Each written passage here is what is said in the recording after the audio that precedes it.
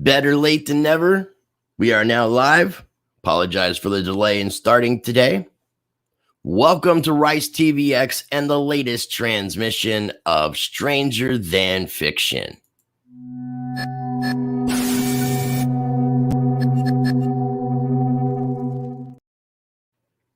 So on today's show, I am joined for episode number 2 of Breaking Down the Matrix with Mr. David Williams from Matrix Solution Network, and he's also with the Dominion of Melchizedek. Before we get today's show started, I've got to share a quick few messages from the sponsors of Rice TVX, which information will be listed down below in the video description.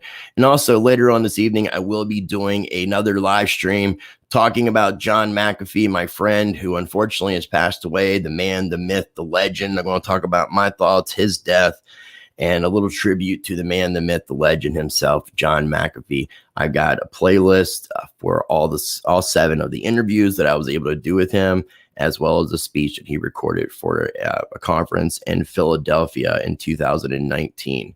So again, a few quick messages from the sponsors of Rice TVX. Information is down below in the video description for BitSwap DEX, Presearch, and Monarch. BitSwap is the hottest new way to trade tokens. Crawling all the top decentralized exchanges, BitSwap will get you the very best price and value for your trades. BitSwap is changing the game. Try it now at bitswapdex.com.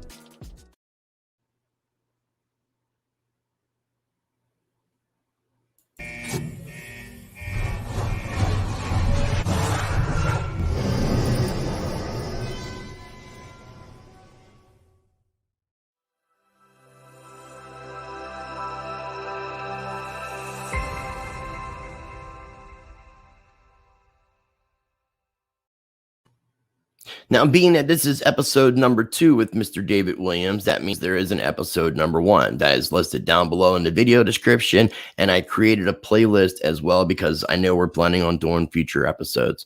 I'm waiting for David to get back to the computer. And in the meantime, before we get into it, if this is your first time ever watching any of my videos, I do encourage you to check out and explore my channel.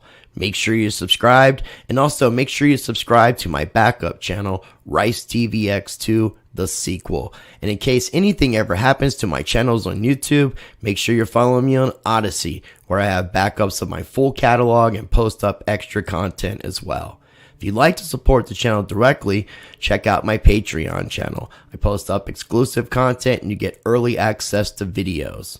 I'm going to have links down below for everything I just mentioned, but if you go over to ricecrypto.crypto, I have links to all my social media sites, and you can sign up for my mailing list so that you never miss an update or new Rice TVX content. And if you haven't already taken advantage of my partnership with Money Metals Exchange, you can get a free half ounce of silver. All you need to do is be a first-time buyer at moneymetals.com, purchase a minimum of $100, and be sure you use the promo code RICE, R-I-C-E. You get that free half ounce of silver, and it's an additional way to support the channel as well. I'm going to have links down below for everything I just mentioned, as well as everything we talk about on today's show. I am definitely going to need to re-record that. My voice, that was when I got back from Florida, and my voice was completely tore up. I sound like garbage on that little promo trying to promote my channel.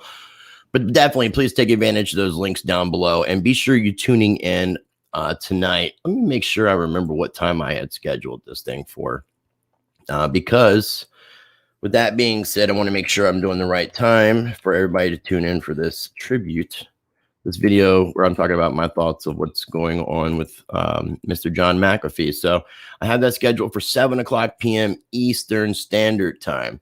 So make sure you guys are tuning in for that. Again, remembering John McAfee, I'm not sure why I mispronounced that, had the honor of interviewing him more times than anybody else, 7 times, plus that speech he recorded. Going to be talking about my thoughts, his death, the death switch, and a little tribute to the man, the myth, the legend. So tune in at 7:00 p.m. Eastern Time tonight. Also, check out the videos I did yesterday. I'm still waiting for David to come back, so I'm just killing a little bit of time. Please check out the videos that I did yesterday. If you're interested in learning about cryptocurrencies and you're having problems, you don't have time, you can schedule a consultation with me, a crypto consultation. And I also did another video explaining why I invest in precious metals and decentralized cryptocurrencies and why I like decentralized cryptocurrencies and blockchain technology. So I encourage you to check those out. I did a stream this morning, sponsored interview. So if you would definitely take the time to go over and watch the video, smash the like button. It definitely supports when I do sponsored videos. And again, I am doing these sponsored videos so that I can earn some income and not rely upon my subscribers. But for those of you that can and afford to donate and tip, information is obviously scrolling across the screen. Got my PayPal, my Cash App, and my crypto addresses. You can also become a patron via Patreon. And also, you can take advantage of my partnership with Money Metals Exchange. So let's see here. I do appreciate everybody for tuning in. It looks like the algorithm is kind of screwed up because of that time I took off and the strike that I had gotten kind of a little bit off the algorithm. Normally, we would have a lot more people watching right now. So if you don't mind taking the time to share this video, smash that like button. It helps the algorithm so other people can find this information in the YouTube algorithm flow. We've got what it says 11 people watching. I'm live streaming on Rice TVX, Rice TVX2, the sequel, and on my Float account, float.app, flote.app.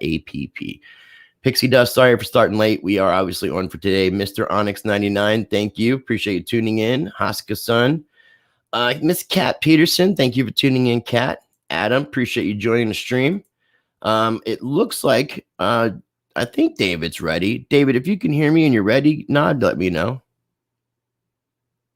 I don't think he's quite ready. I can't hear you. So just let me know when you're ready. The reason I can't hear you is because I don't have you in the stream. Until you're ready, just give me a thumbs up and I'll throw you in the stream. You just got to let me know when you're ready. I don't want to throw you up before you're ready. So give me that thumbs up. And again, we got a playlist down below that you can check out. What I'll do real quick is a quick screen share. Let me go ahead and, because I want to share also David's YouTube channel that you can check out and subscribe to, and also his websites as well. So let me do this quick screen share. It's my bad. It's actually my fault that David's having a little problems here, because last time we recorded, we used Zoom because I couldn't go live. And now we're using StreamYard and he can't use his normal background. So he had to make a little bit of adjustments, and I apologize to David for that. But that is what's causing a slight delay in us starting. Want to make sure the screen share is looking good, which it is. Okay, so right here is Matrix Solutions Network YouTube channel, and also the website is matrixsolutionsnetwork.com.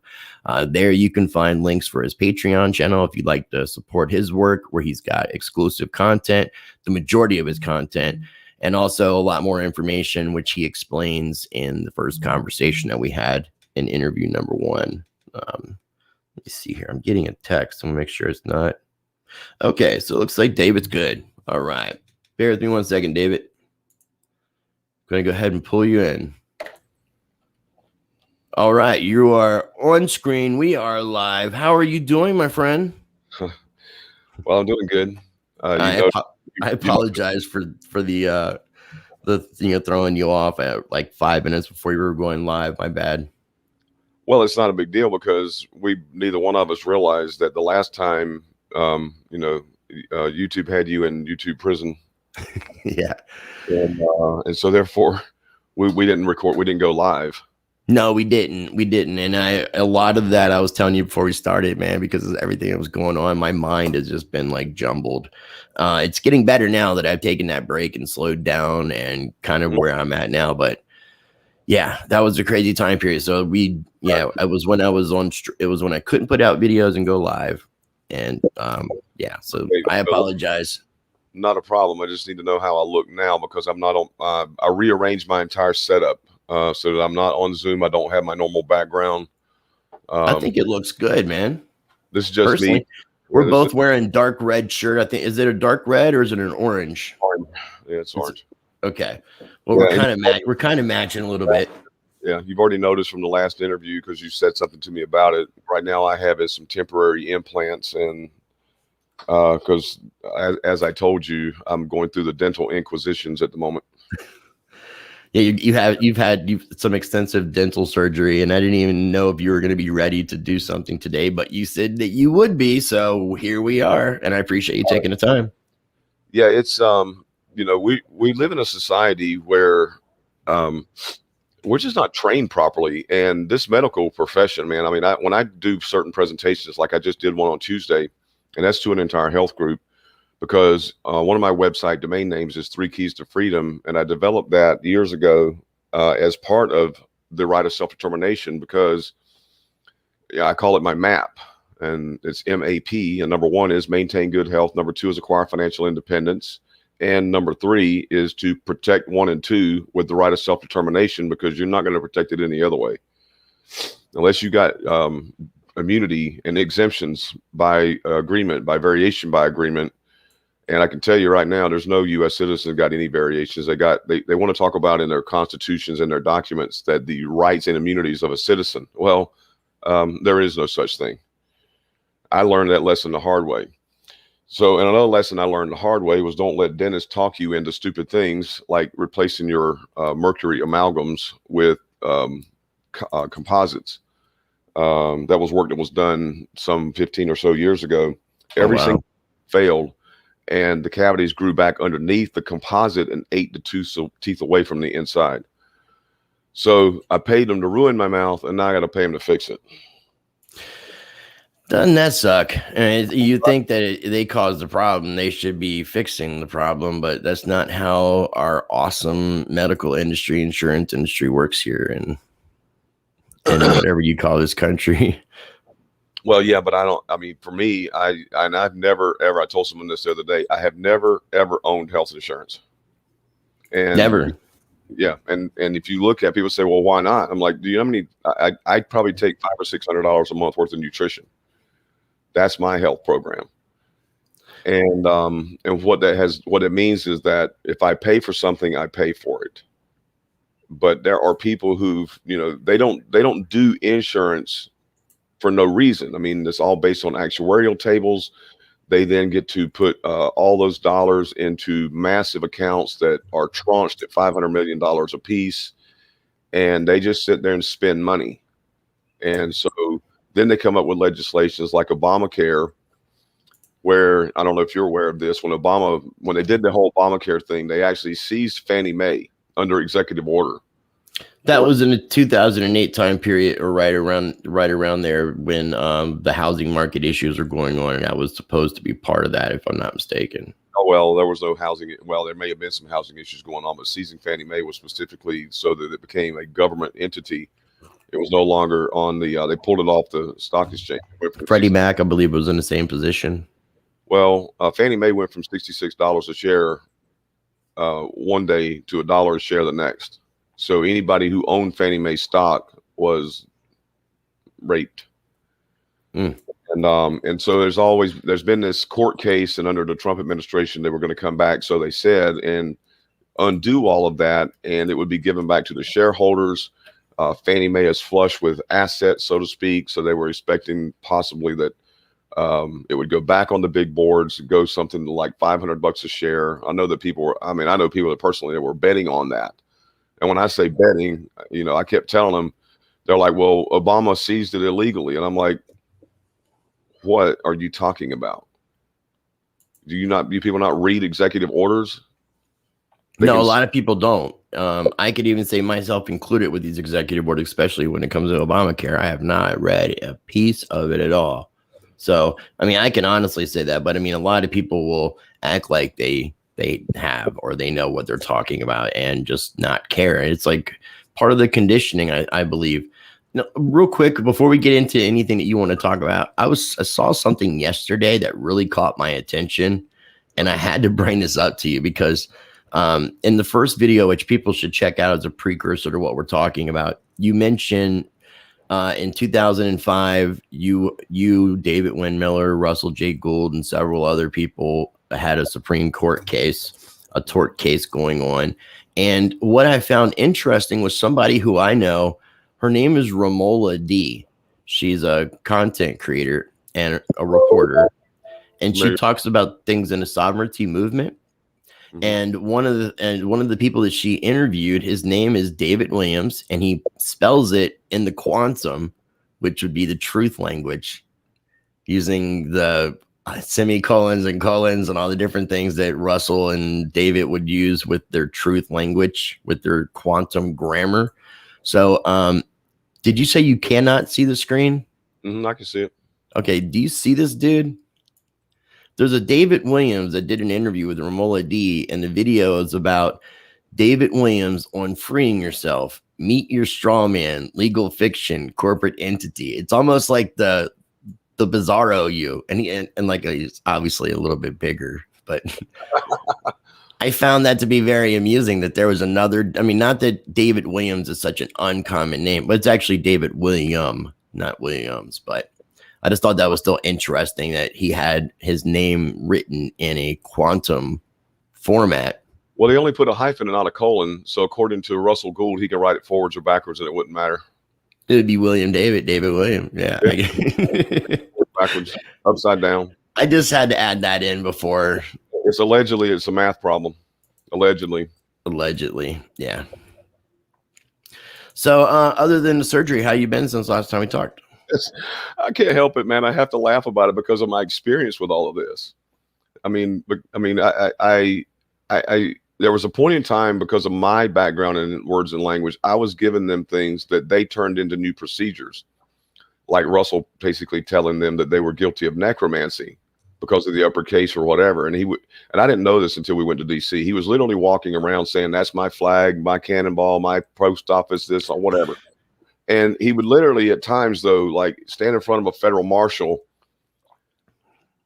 And I want to go down this path a little bit, because this is where I break apart fallacies.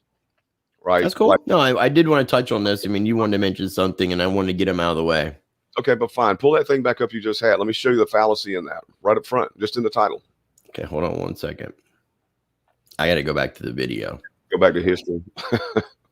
Let me see if I actually deleted it out. Let me see if I can pull it right back up. Yeah, this should be it. Your last history thing. Okay, yeah. Scroll to the title. Now, somebody's asked me to actually talk to her, or they want to make an introduction there. I don't know. I haven't heard from them. I can introduce you to her. She's good people, and it would be worth you exploring because she's got a different audience. Her being female and being from another country, she kind of has a different demographic than I think that I do. But so I think it'll be worthwhile.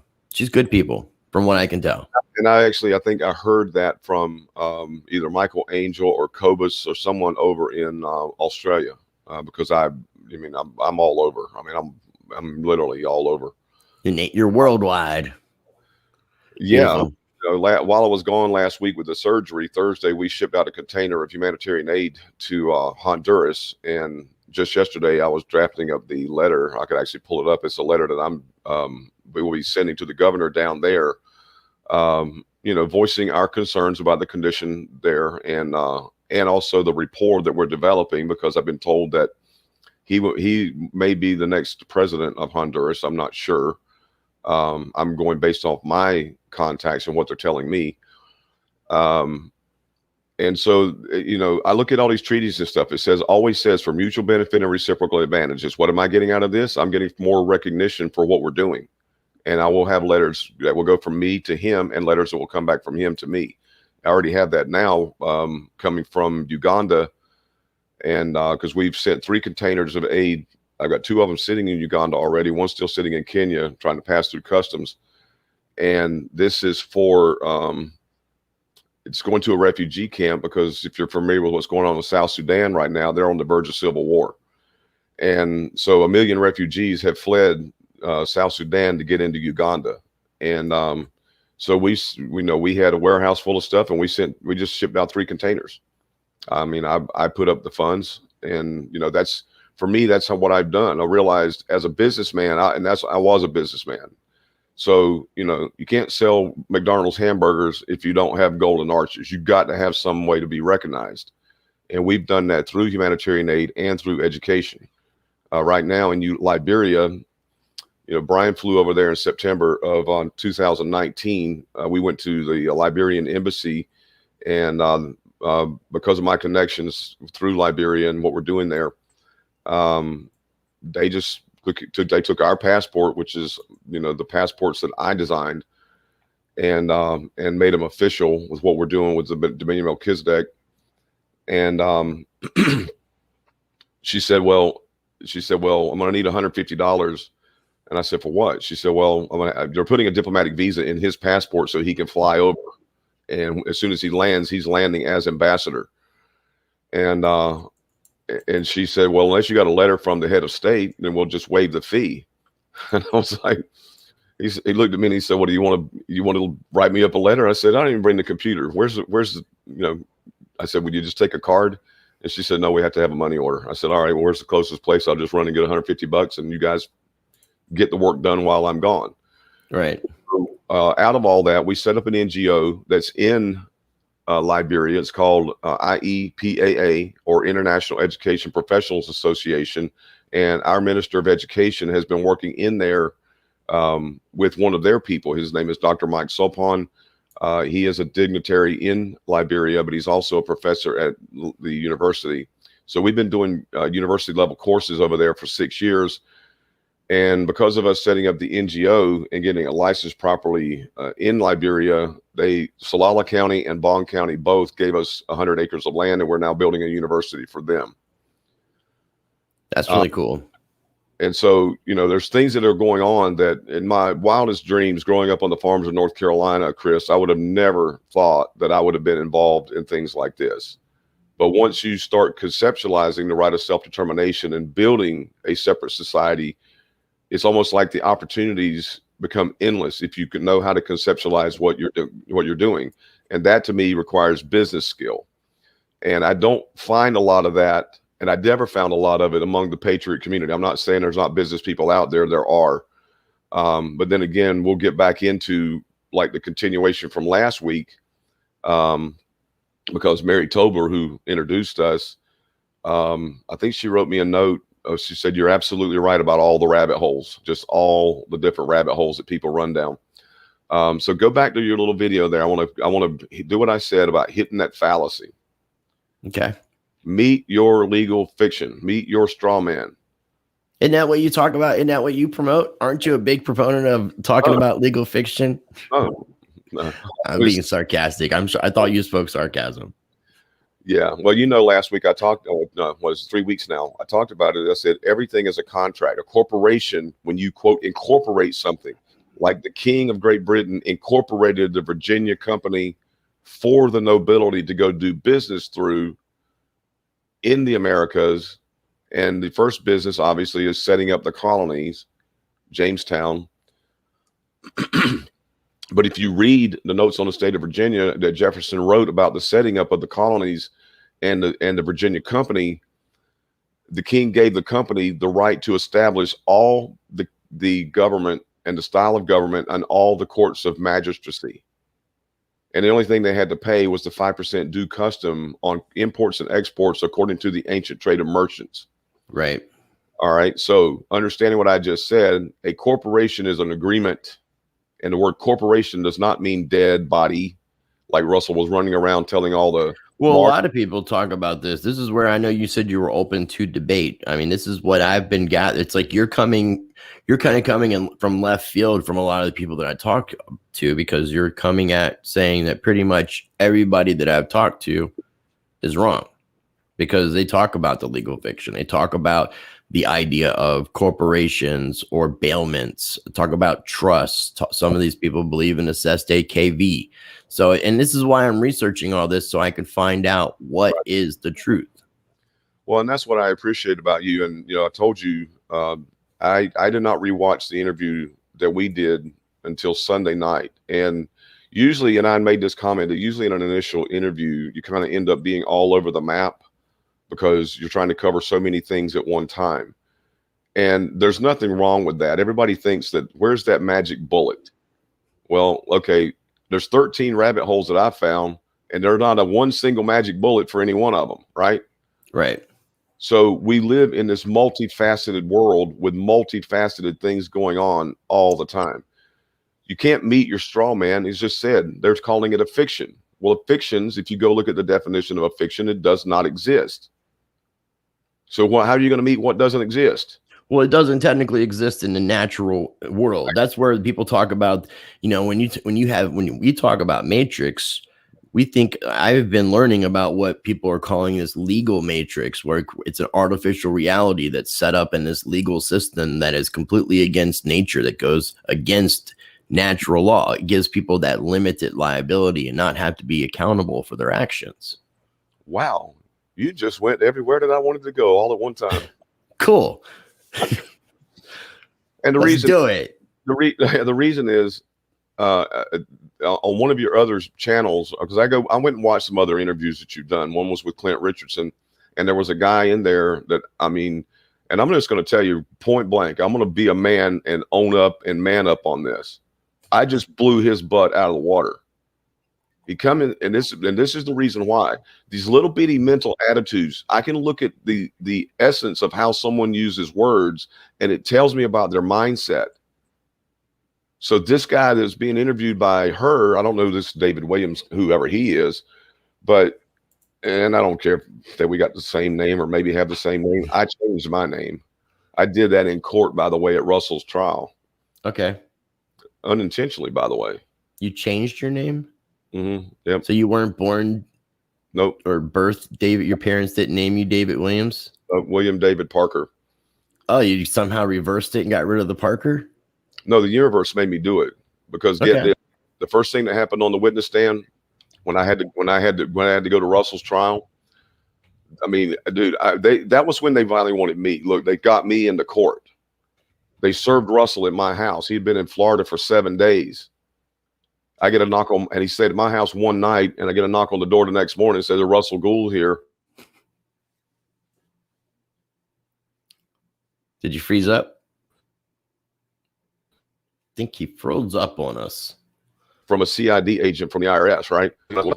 I froze up? No. No, you did. Oh, I don't know. Totally froze up, but it's cool. We missed a little bit of what you said. You said something about the courts. Hang on one second. Houston, we have a problem. I'll be right back. Okay. You might lose me again. I just realized that last night the internet went down and I switched to my cell phone, and it's tethered still to my cell phone. Okay. That's cool. What I'll do in the meantime is I'll pull up. Just hang on. It may drop and come right back on. Yeah, that's cool. I'm just making sure I got something up here for the viewers so that if we do lose you, if something does happen, I can just make sure I'm telling people to go over to your YouTube channel and subscribe to Matrix Solutions Network. And also you can check out the website, matrixsolutionsnetwork.com, and there's all sorts of information there. Check out the About section, the store, support, and you can sign up for the newsletter as well. So how's everything looking over on your end there, my friend? I did exactly what I said it was going to do. It went down and right back up. Weakness. Well, we're good, right? Yeah. Well, I'll have a faster connection now. It really wasn't bad. It just that 1 second, it just kind of locked up. And periodically, I have issues. This is weird. You got people saying that they're watching this and they can't see any comments. What I would tell you for everybody who's saying that, try to refresh the video. Refresh your browser, whatever. Just try to refresh it and try again and see if because I was wondering why there's not very many people talking. It's weird, man. I think that YouTube has been messing with my channel, but right. I think and I know that since we're talking about Russell J. Gould, I just want to get it out of the way and like me kind of vent for a second about the fact that he and his representative, which would be his press secretary, Rachel Dara Prince, had basically are hypocrites to everything that they talk about. Anything that Russell says he fought for, he's a hypocrite against by putting copyright claims against me on 2 videos. And then when the Max Egan interview, I was telling you, David, with the Max Egan interview, getting that strike, had I fought the situation with Russell as opposed to just deleting the videos, which was the smart move to make, best thing I could do for the channel, I would have lost my channel because 3 strikes and they remove your channel, period. So could have potentially ruined my channel. And, you know, while I was dealing with him to do an interview, he knew I had communication with somebody that he didn't like, this Sergeant Robert Horton.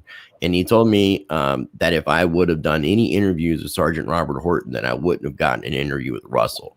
So I wanted to make sure I was done with the interviews with Russell before I did the interview with Sergeant Robert Horton.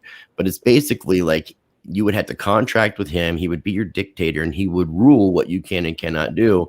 And there is no freedom of press or freedom of speech under this dictator known as Russell J. Gould. And it's really sad, dude. I know that you said it's sad and it's like, but in a way you say it's still kind of continuous of his behavior from as far back as 2005. Right. This goes back into these fallacies, and you just mentioned some of them. I just was talking about the fact that CID shows up at my door and they want to have a conversation with him because they've got a subpoena for him to go to a grand jury up in the state of Michigan. And this was 2 of the people that were with us when we went to the Supreme Court back in 2005. You still there? Yeah. Just somebody's in the chat saying they refreshed it a couple times and weren't able to get it, and somebody else said they refreshed it and it worked. So I don't know. YouTube is definitely screwing with my channel, and obviously, I mean, the stuff that we're talking about is not popular amongst the algorithm. So, but we'll deal with it. Now, so is this streaming on YouTube? Yeah, we're streaming on both of my YouTube channels, the Rice TVX and Rice TVX2, the backup, the sequel. I had to create a sequel version of my channel, just so I would have a safe place to have people or videos, and I'd be able to have something set up, because I feel like I've only got 273 subscribers. I'm almost 20,000 subscribers on my main channel. So I need to get my subscriber count up on Rice TVX2. As you can see, it says right here, David, it says Rice TVX2, the sequel. I don't know. I just get such a kick out of that. Even with our stuff, and I told some of my editors, and I was like, look, you got to be real careful how you title anything or do anything on the web right now. That's the reason we did the Patreon pages, so that I can go, you know, off of look, Twitter. You don't have to censor yourself, is basically what Trump, man. Come on, seriously. They'll shut down anybody. And so we had our entire Vimeo account taken away because they mentioned COVID in a 90-second clip that I did that he pulled out of a conversation, because they'll do these clips and say, okay, if you want to hear more, you know, go listen to Patreon, go sign up, do whatever. Because my life is one constant education channel, almost. Like every single phone call I have on this thing right here is recorded, and I never know who's going to tell me that. I never know who's going to call me. I got called by the Knights of Malta. They wanted to work with me in setting up a human rights organization and doing more humanitarian aid. Now, the gentleman had to go to Rome and he never got back with me. And then I heard last year, I had another call from a different gentleman, and he told me the first guy 4 years ago died from a heart attack. So I don't know. Anyway, real quick, I'm going to just show this real quick, and then we're going to get into this about natural law, right? Okay. This book, The Law of Nations, is the subtitle, The Law of Nature as Applied to the Conduct of Societies and Sovereigns. So, which I did share that in the last video too. Yeah, we got two tangents going here at the same time, and I'm gonna tie them both together, right? These fallacies. Okay. Because Russell, I'm gonna go back to when the agent knocked on the door. Is Russell here? I'm like, yeah, and it was on January. Let me see what the exact date was. I think it was January the 18th of 2005. Yeah, I know you would remember that, because you remembered. I was pointing out you were remembering details of something that I said at the beginning of the conversation in last video, and towards the very end, you recalled it, and I was real surprised. For some reason, especially you being an old dude. Yeah, I know. My dad had the same thing. Numbers like stick something in the family. I don't know. It's in the genes. The numbers stick in my head like crazy. Even that's phone.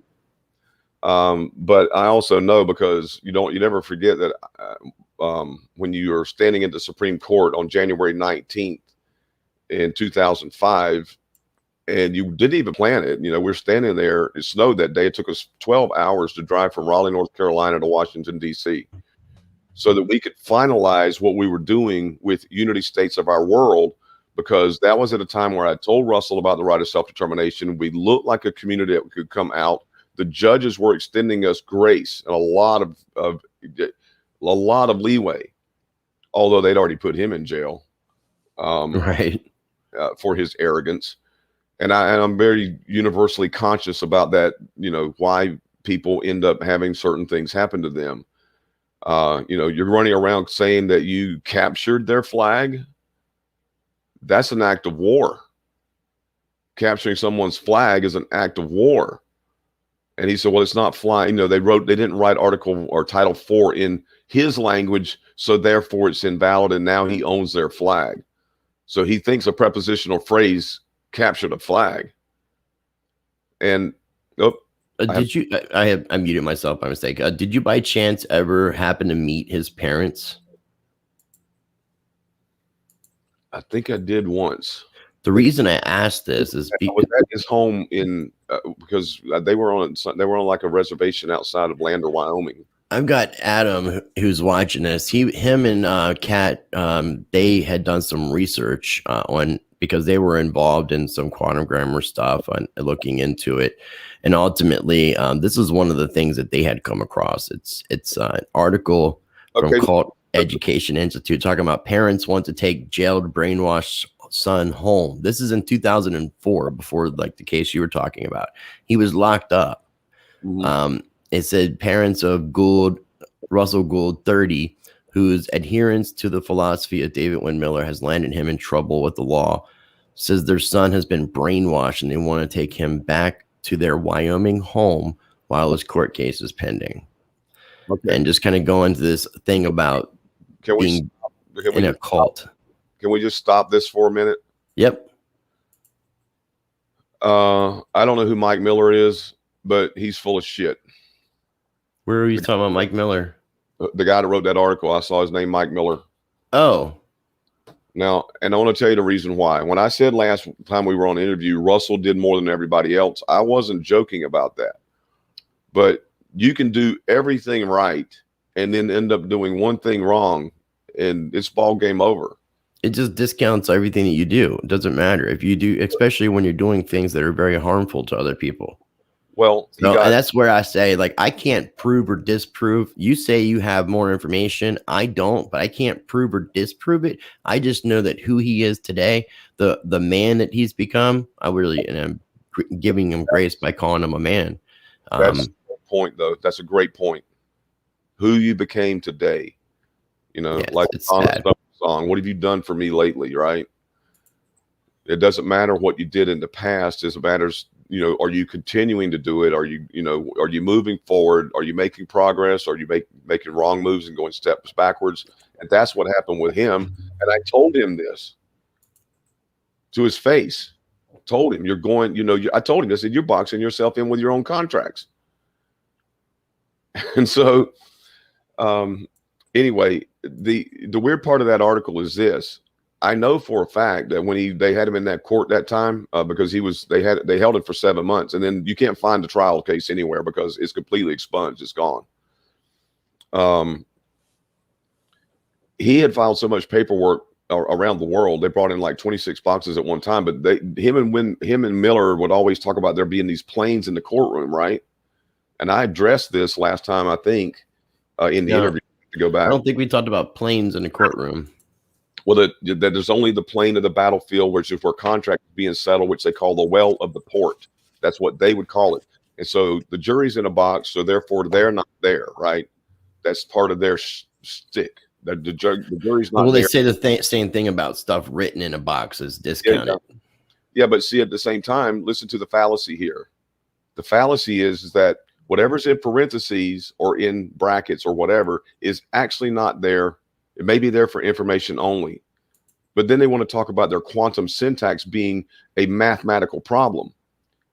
Well, in math, what's the most important things? Things inside the brackets or things outside the brackets? Which one do you do first in order of operation? Outside the brackets. No, you do inside. Inside the brackets. I was trying to think about algebra. Okay. In brackets, 1 plus 1, and on the outside, the number 4. Okay, so then you would do it would be 2 to the power of 4, which would be 8 then. I'm not even saying that any of this makes any sense. I'm saying that this is what their belief system was, and I watched the judges accept their belief system and go, okay, let's go down the rabbit hole and see where it goes. And where it went was somebody being double-minded, which is the point I'm going to come back to about all these fallacies about someone on your channel, on Clint's interview that you did, answering to something that I wrote, telling me that all nations are fiction. Right. Do you want to mention that individual by name, or you just want to leave that part out? Oh, I don't know. Some guy named Moon Hodler. It's not a real name anyway. So it's just a username, and I'm personally not taking any like assault out on you, Moon Hodler. This was not my fight to get involved in. I could care less. I'm only about putting out the truth and getting to what is your point. What is your point? Nations are not fictions. And he said, well, obviously you've never read the Bible, or you've never read a legal dictionary. Obviously I haven't. Obviously, that's obviously the conclusion, that I've never read a legal dictionary, right? Obviously. So you do speak sarcasm. Yeah. So, but if you go to a legal dictionary, and I did, I said, okay, let's go down your little rabbit hole here. Let's go to a legal dictionary. The word nation, Black's Law, says people. So if nations and people are synonyms, and it says so right in Black's Law that nations and people are synonyms, then I suppose all people are fictions. Right? Well, yeah, I mean, now from what I'm learning, supposedly today we are all fictions, but I don't know the truth of all that. No. I will alleviate everybody of that little problem right now. That straw man legal fiction crap is irrelevant, because it's not a legal fiction. The question comes down to, and this is what he said, are you going to tell me that contracts aren't man-made? And I'm going to say, no, everything is man-made. You're trying to tell me that man is not even a part of nature. Yeah, me and you had a really interesting conversation last night about this. It kind of got philosophical, which was really cool. Okay, well, let's prove the point. Let's go to the point. Okay, because the next thing he said was about me reading the Bible. And I said, well, okay, I went into Strong's Concordance, right on Elia.com, go to their little lexicon, and it says right on there that the word nation is in the King James Bible 147 times in 143 times in 127 verses. And it says, I will make you, and I put an example, I will make of you, Abraham, a great nation and a company of nations. Oh, so now God is making fictions, huh? Really? Right. You see what my point here, Chris, is this waste of time. Just what Russell did to you, wasting your time. It is a waste of time. It helps no one.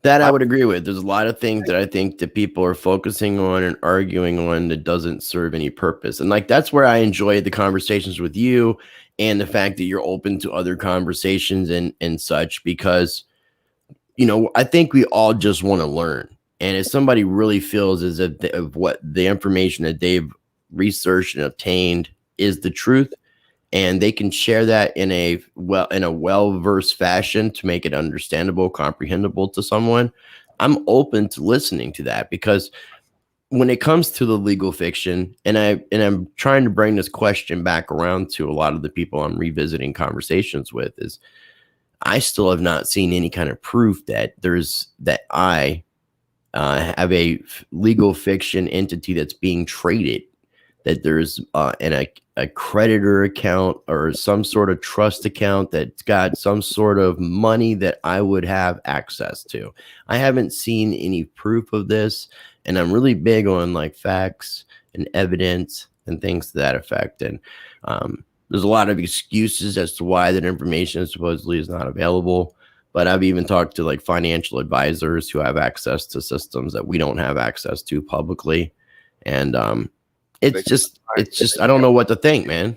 They can't find anything, can they? Well, people are saying they're going to provide some information. So, I mean, I'm still, that's where I'm trying to stay open-minded, because ultimately I want to be able to find out a way to be able to take the jurisdictional control away from the government they have over me. There's only one way, and I sent you a document. You can pull it up. We'll pull it up a little bit later. It's called divest.jpg. And it's a court case that tells you that there's only one way to do it. Just like they told you in the Matrix movie. The Matrix movie was all about the right of self-determination. You had to get out of the Matrix and get into Zion if you wanted to be, quote, real again. But you say that you can either you get out of the jurisdiction you want to get out of and get into another, or create your own. Mm-hmm. So, and that's kind of where my thought process has been going, is creating your own. I like the idea of virtual nations, not necessarily having a piece of land, because even though the Dominion of Melchizedek has land, it's not land that everybody can just go and visit. It's not like there's an airport there. It's pretty remote. Right. What are you going? I mean, we're going to canoe into it. Okay, now you just went down a tangent. I'm gonna.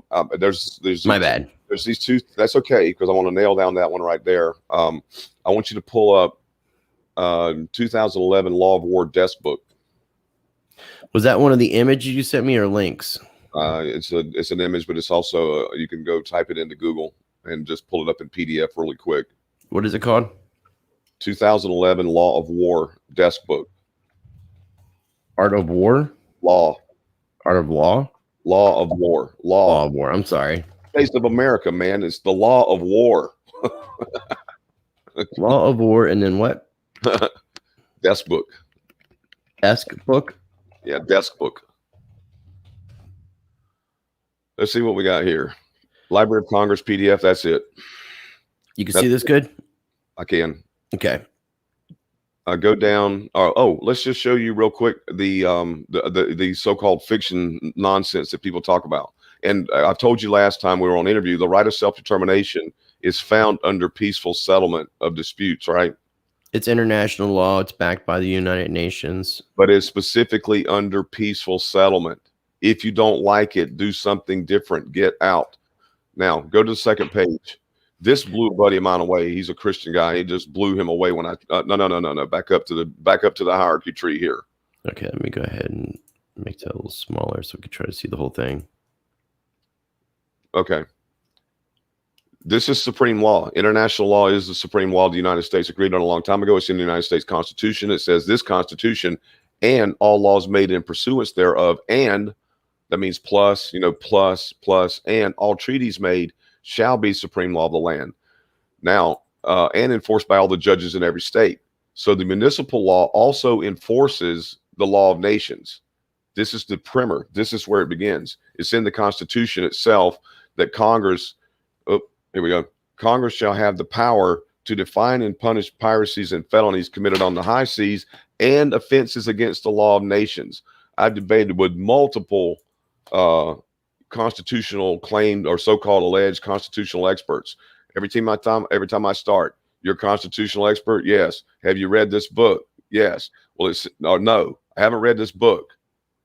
Well, it's incorporated by reference in Article 1, Section 8. Congress shall have the power to define and punish piracies on the punishing felonies on the high seas and offenses against the law of nations. If you haven't read this book, how do you know what the offenses are and what made you a constitutional expert? Right. And the Constitution specifically mentions the law of nations, correct? Yes, it's in Article 1, Section 8.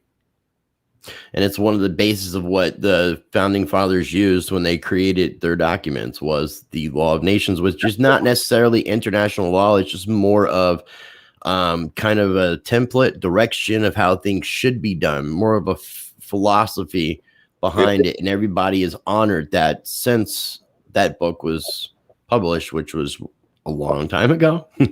Yeah, this has been Pufendorf wrote A Law of Nations. Wolf, Hugo Grotius, other ones have written The Law of Nations. This one has been in the U.S. Supreme Court more than any other.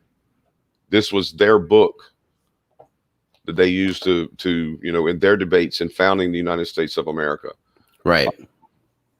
And they didn't have the right of self-determination. It wasn't spelled out in the in the Vattel's book, Law of Nations, it was more spelled out by the United Nations in the early 1900s, mid 1900s. They just changed the term about 160 years ago. It was called the Law of Exile. Before you had a right, and it's in here. I mean, we're going to pull this up in just a second. We're going to pull it. I sent you links for book 1, book 2, and the preliminaries. It should have been in the first email I sent you 2 days ago or late yesterday, whenever it was. All right, stop right here for a minute. Okay. Well, I mean, the reason I'm saying this because I have both the books pulled up right here too, the part 1 and part 2. I got the links you pulled up or sent me all pulled up. Well, we're going to need the preliminaries in just a minute. Okay. All right. In 1928, the United States signed a treaty with the International Conference of American States meaning everything from everything from Canada down to the tip of Cape Horn in South America. That's the American states. Okay. Did I text you? No, I didn't text you. No. Somebody texted me. Somebody tried to call me. My friend Eric Sullivan tried to call me, and I'm like, do you not know that I'm live right now? Especially, and he's familiar with you. So I'm like, do you not know I'm not? And I think he might have emailed you, but a friend of mine named Eric Sullivan, he lives in Asheville, North Carolina. I haven't heard from him, no. Okay. I'll have to ask him, but I'm like, why the hell are you calling me? I'm live. But apparently YouTube is not letting my subscribers know that I'm live. We got 48 people watching. Normally by this time in the video, I'd have at least double that number, if not a whole lot more. It's crazy. All right, well, let's go to it here. 1928, six International Conference of American States. All of them agreed that international law is the supreme law of the land on this planet in everything. Now, the Organization of American States, it became that in 1947 and was put up under the UN as a subsidiary branch of, exercising international law. So the OAS is now in Washington, D.C., but the United States of America runs international law. They're at the forefront. So if you pull back up that little thing there, I'm going to go into, you mentioned about land. I'm going to go what it says, even in the Army manual. Are we talking about the Law of War desk book? That one. Okay. Hold on one moment. Okay. Okay, so here's your hierarchy. Supreme law. Well, for me, I need to do it on my screen. Okay, hold on. I don't know. It's on your screen. Sorry. Okay, international. I can make it full screen too, so you can see a little bit better. International law rolls down into private international law and public international law. If you're not dealing in international law and you are part of a republic, which is the doctrine of res publicae, you are public. You are the public thing. You are the res. If you're not dealing in international law, you don't have private. You got no private. You got no nothing. What you own belongs to them. And so under public international law, you can see that it diverts into the law of war, the law of peace. Under the law of war, you have a hierarchical structure. Look under the law of peace. Going to the screen now. Yeah, look at it. What's under the law of peace? Is there any hierarchical structure there? Not at all. Yeah, not a damn thing. But it makes it deceiving when you have this little line going out this way. Yeah, because it was almost like a puzzle, and I was like figuring out like there's no line here, it's not connecting. I was trying to figure out how do I get out of this maze. Yeah, my point about that is somewhere in the past, among some kind of ancient text, somebody wrote something that says, against such as these, there is no law. Wow. How about that? So you want to stay in that war machine? The United States of America has been involved in 201 armed conflicts since World War II. Russia and all the rest of them have already come out and said the United States of America is the biggest violator of human rights on this planet. They don't want into. Well, I mean, being the world police, I mean, I could definitely say that there's a lot of things that I don't agree with that we got involved with, but actually, the word e pluribus. That's the role the United States is supposed to play, though, per the creation of the United Nations. Am I not mistaken with that?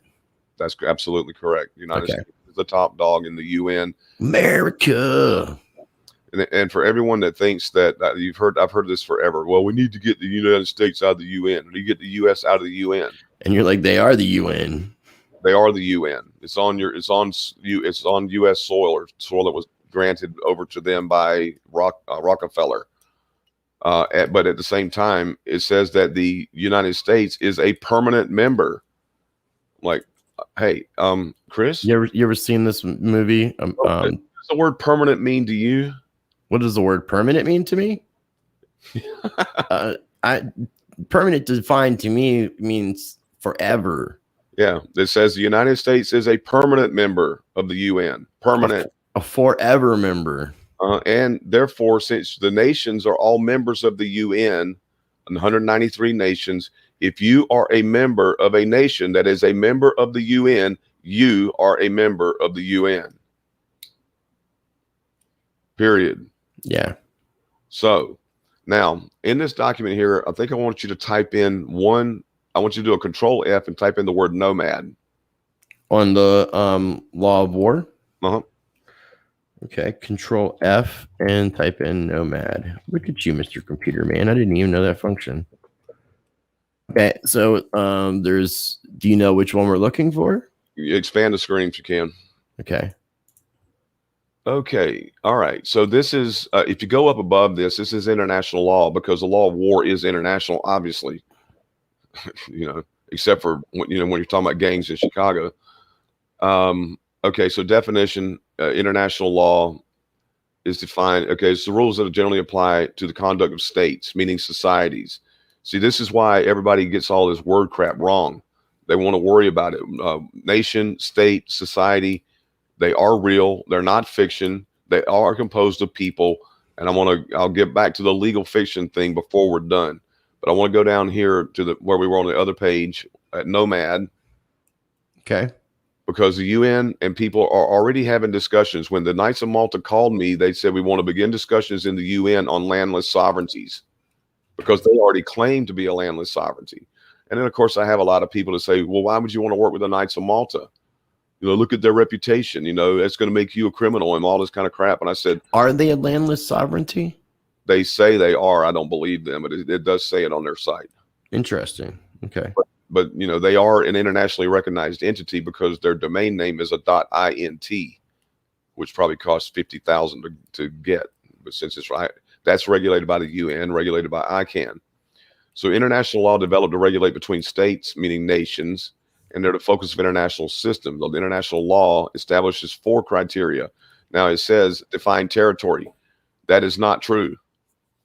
This is why they call people like me, when I go back and go, wait a minute, I already put it into your information here. We got documents on this, and I can prove by case precedent that the United States of America owned no land and held no territory whatsoever when they wrote that declaration. Their land grants came from the king.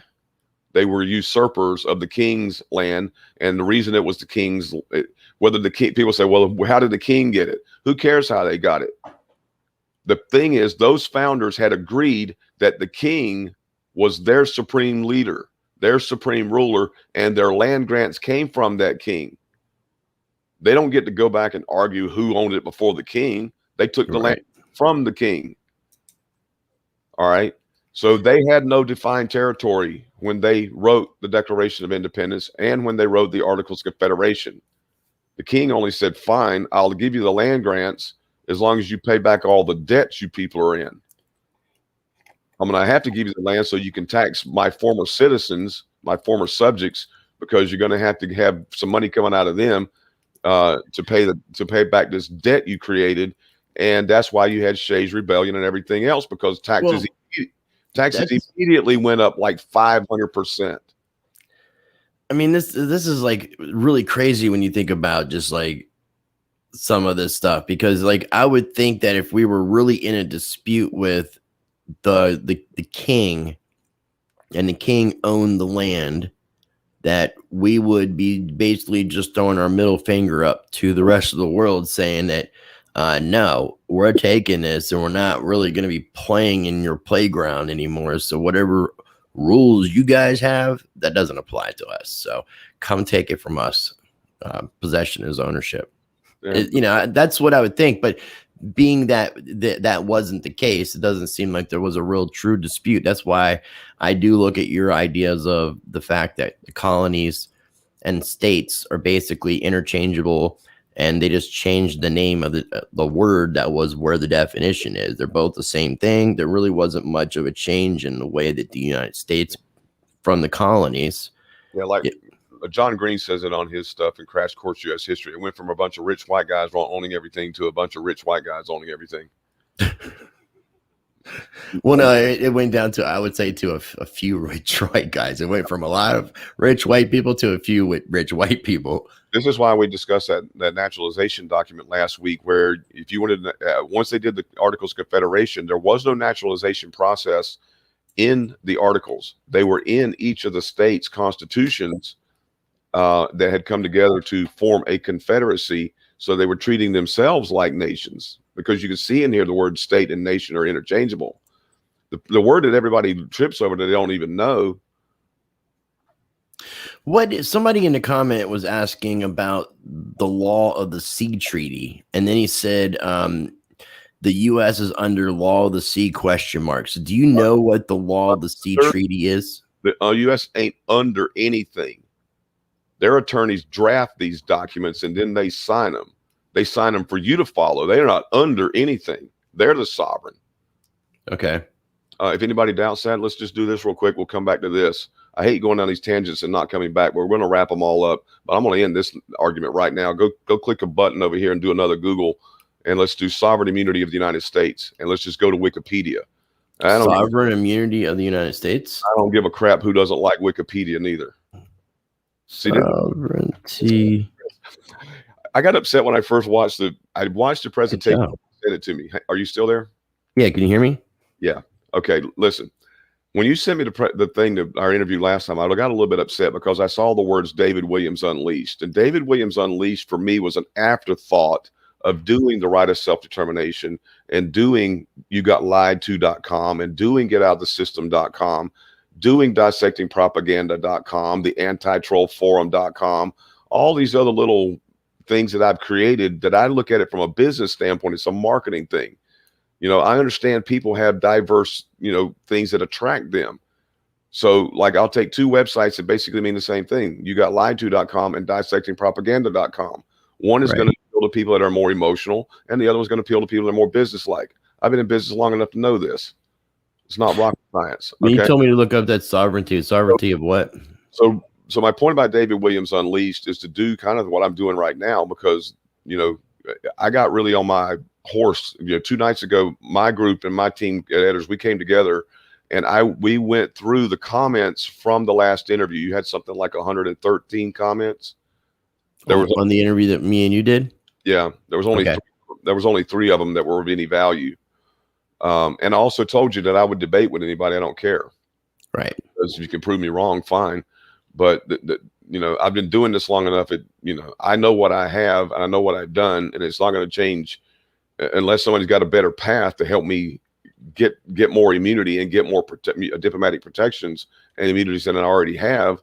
They got a long way to go in convincing me that there's going to be something beyond me getting diplomatic immunity and diplomatic protections and doing what we have done, being a viable member of the family of nations and contributing. Right. Prove that we could contribute and be viable. That's what the United States of America had to do. That's what those guys had to do.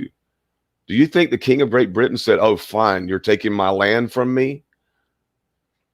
No, it didn't seem to be the case. All right. Now you wanted me to look up something. Sovereignty of what? Sovereign immunity of the United States. Immunity of the United States. All right. We're going to go to Wikipedia, everybody's favorite website, as you mentioned.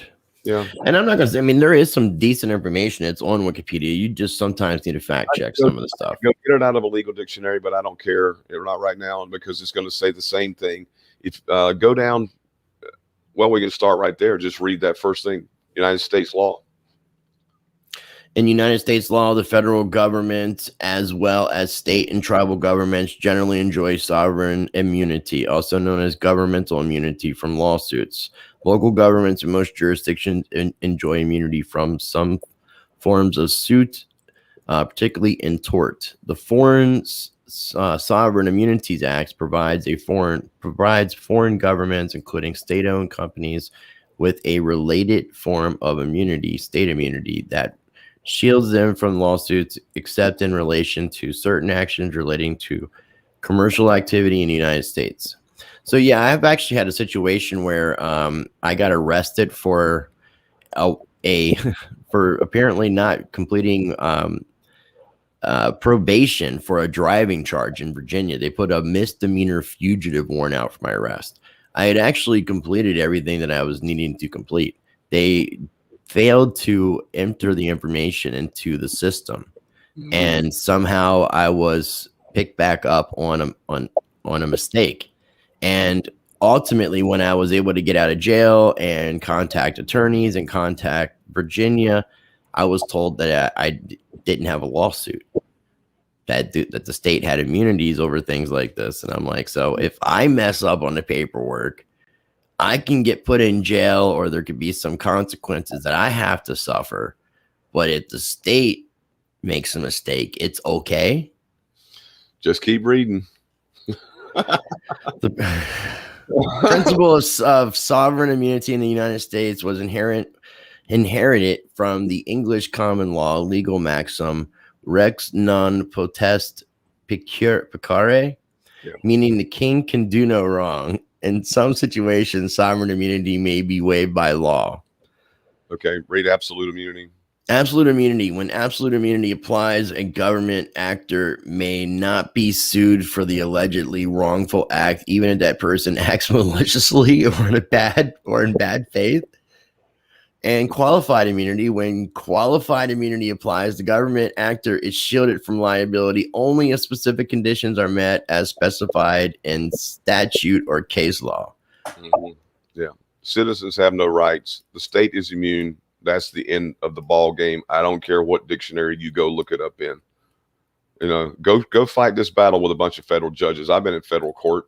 They're not going to listen to any of this nonsense, because they like me, every federal judge, they know this book right here too. Yeah, but man, when enough people take a stand, David, nothing can stand against the people. And I'd like to manifest that, and peacefully we can change this world when enough people stand together. They can't stay in the same unit. They can't stay in the same thing. And we can go through that in a minute with book one. But go down below the little box there where it says contents or whatever that thing says. Okay. And read that. Just read the first sentence. On federal sovereign immunity? Mm-hmm. Okay. In the United States, the federal government has sovereign immunity and may not be sued unless it has waived its immunity or consented to suit.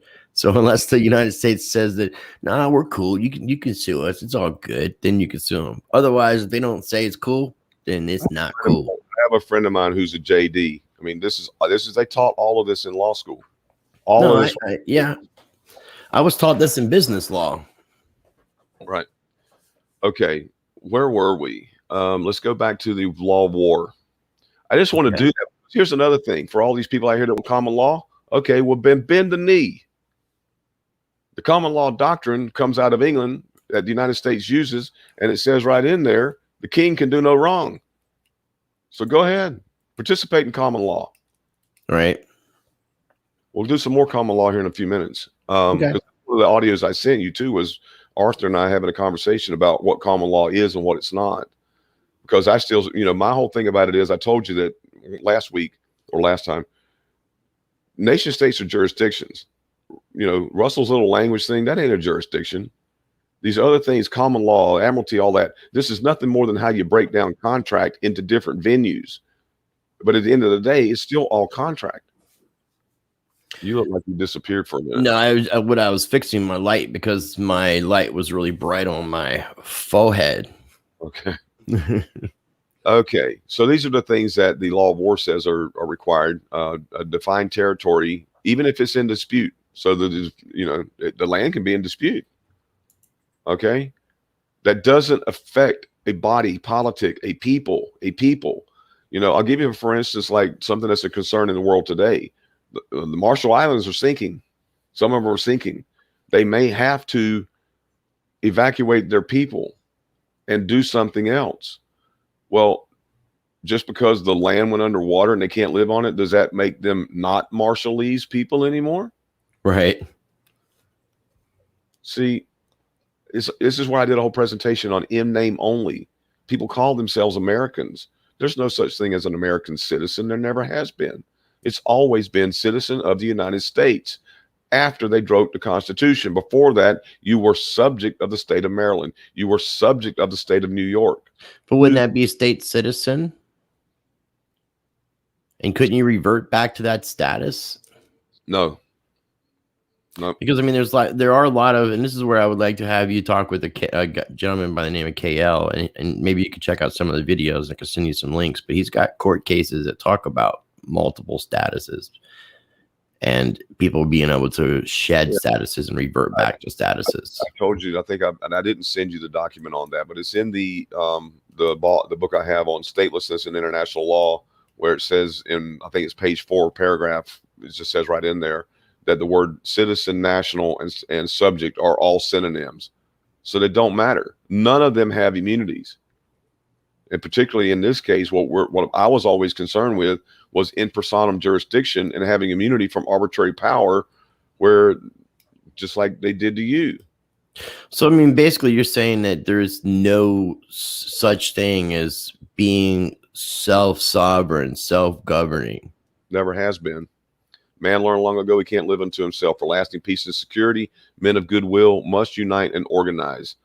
That's right out of the verbatim minutes in the UN and Truman's speech. It also says right in there that differences between men and between nations will always remain. In fact, if held within reasonable limits, such differences are actually wholesome. Okay?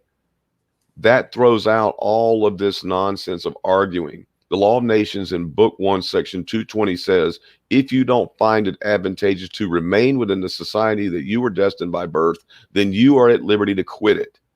It didn't tell you to go in there and tell the judge he's got an uppercase name and therefore he's a dead fiction. Russell.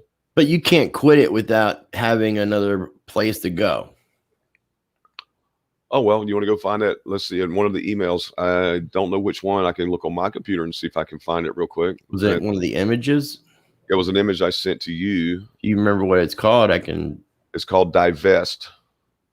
Okay, let me see if I could find it real quick. Everything's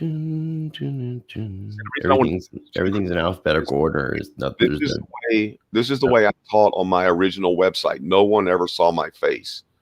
My cursor was like a bouncing ball, reading every single word, black ink on white paper. Because I don't care what people's opinions are. I care about the black ink on white paper. I get it, man. I'm trying to look through the email and see if I downloaded everything, because I thought I did. Hang on. Okay, it's not in the first one. It wasn't called Divergent. If it's called something different, maybe Divest. I mean, divest. I didn't see anything DIV or anything to that effect. I pulled up the links and attachments, more and more, and then also the what is Congress up to these days? I'm looking at the email I sent you. Hang on. Okay. I may not have sent it, and that looks to be the case. Let me see if it's in drafts. DIV. Yeah. No, it's not in drafts. Okay, what happened to it? I mean, if you have it where you want to email it real quickly, we can pull it up. I just wanted to also give you a heads up. We're at 3:20, and I know we were talking about ending this by 4, so I want to make sure that we were able to wrap up all the tangents and we could do another video next week if you like, or the week after. I'll contact you about scheduling for our next session. I'm a little bit in this teaching mode right now because I sent you over the list of HRs that Congress is doing right now, and working toward making vaccines mandatory. Time's running out for people. It is. What was the name of those documents? Do you remember offhand?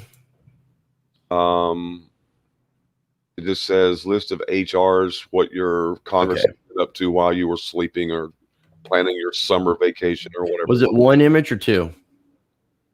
Just one. Oh, no. It had an embedded image and it had an attachment. Okay, let me I did both just to make sure everybody got it. Yeah, matter of fact, you've probably seen on an email that was sent to a list that I call everyone. I'm getting ready to just do another quick screen share. Hold on one second. Why does that do that? That was weird. Okay, stop screen share. Screen share window. Here we go. So that's the list It says, while Congress is quietly busy implementing mass blah blah blahs, they must really love us. While people were busy making summer plans, Congress was quietly making their own. Since they're not busy enough, Congress will be discussing the following legislation today. And it's a bunch of different HRs I'm not even going to read because of the censorship that I have to do to myself. But people can see this. Well, you can. Well, I went on. I did the Tuesday call. I did. I went online and started reading the text of these HRs.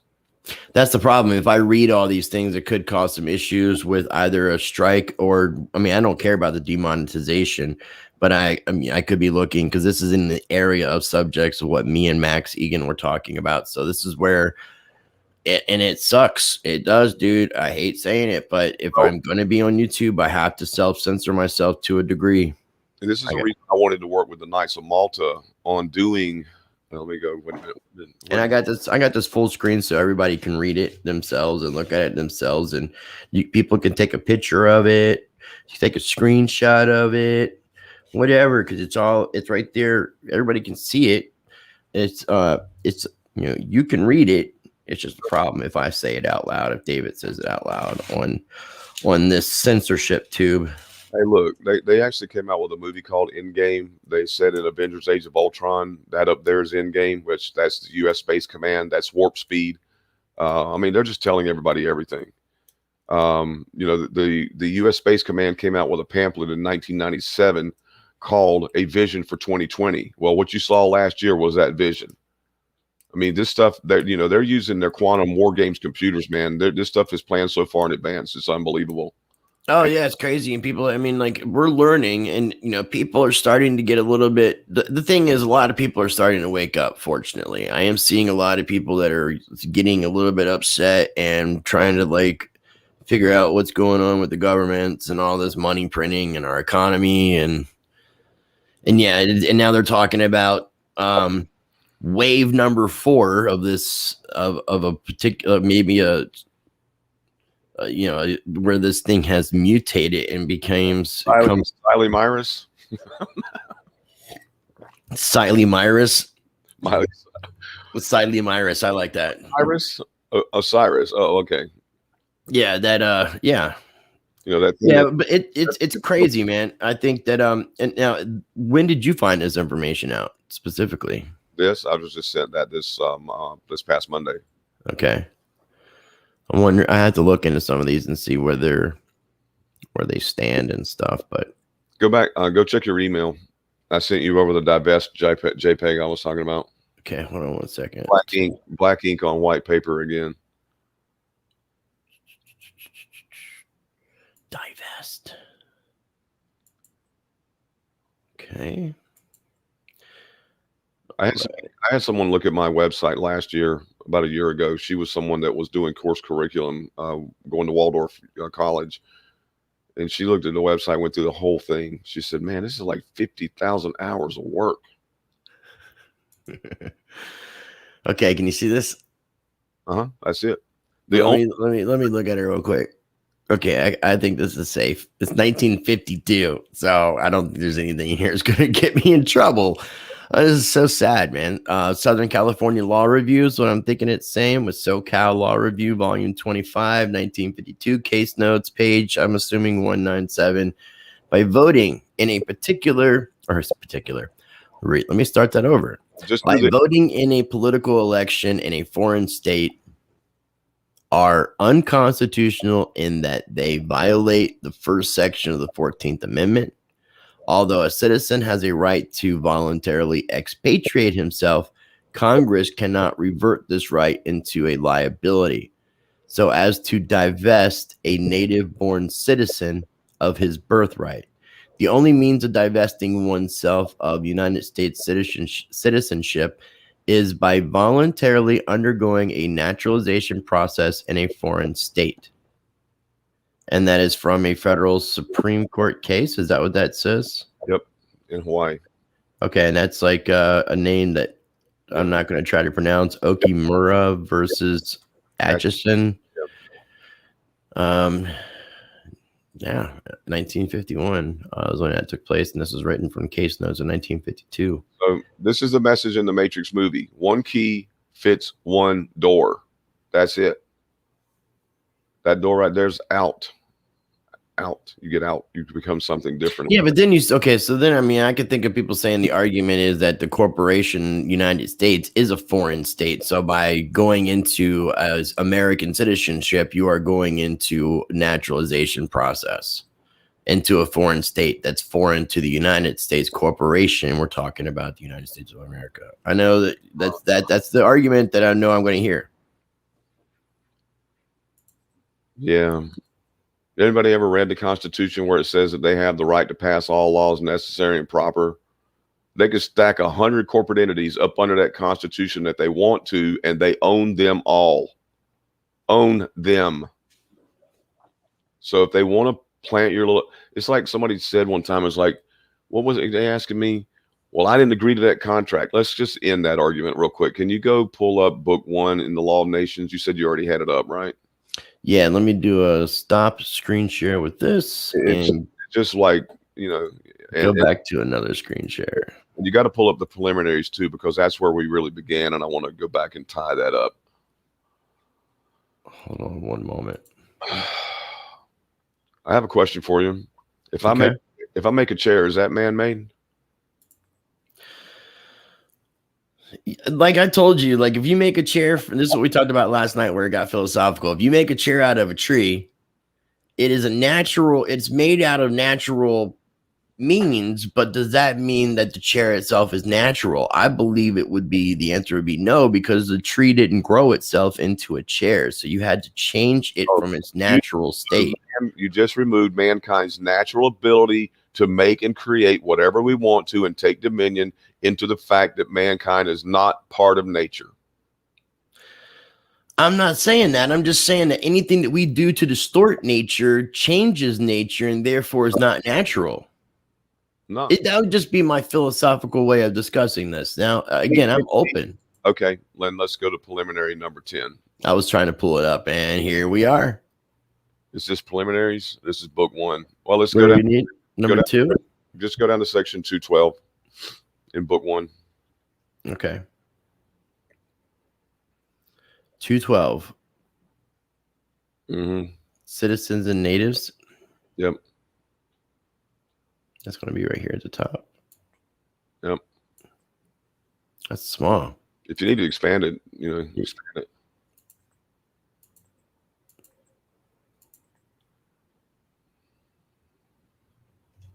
Oh, that got crazy.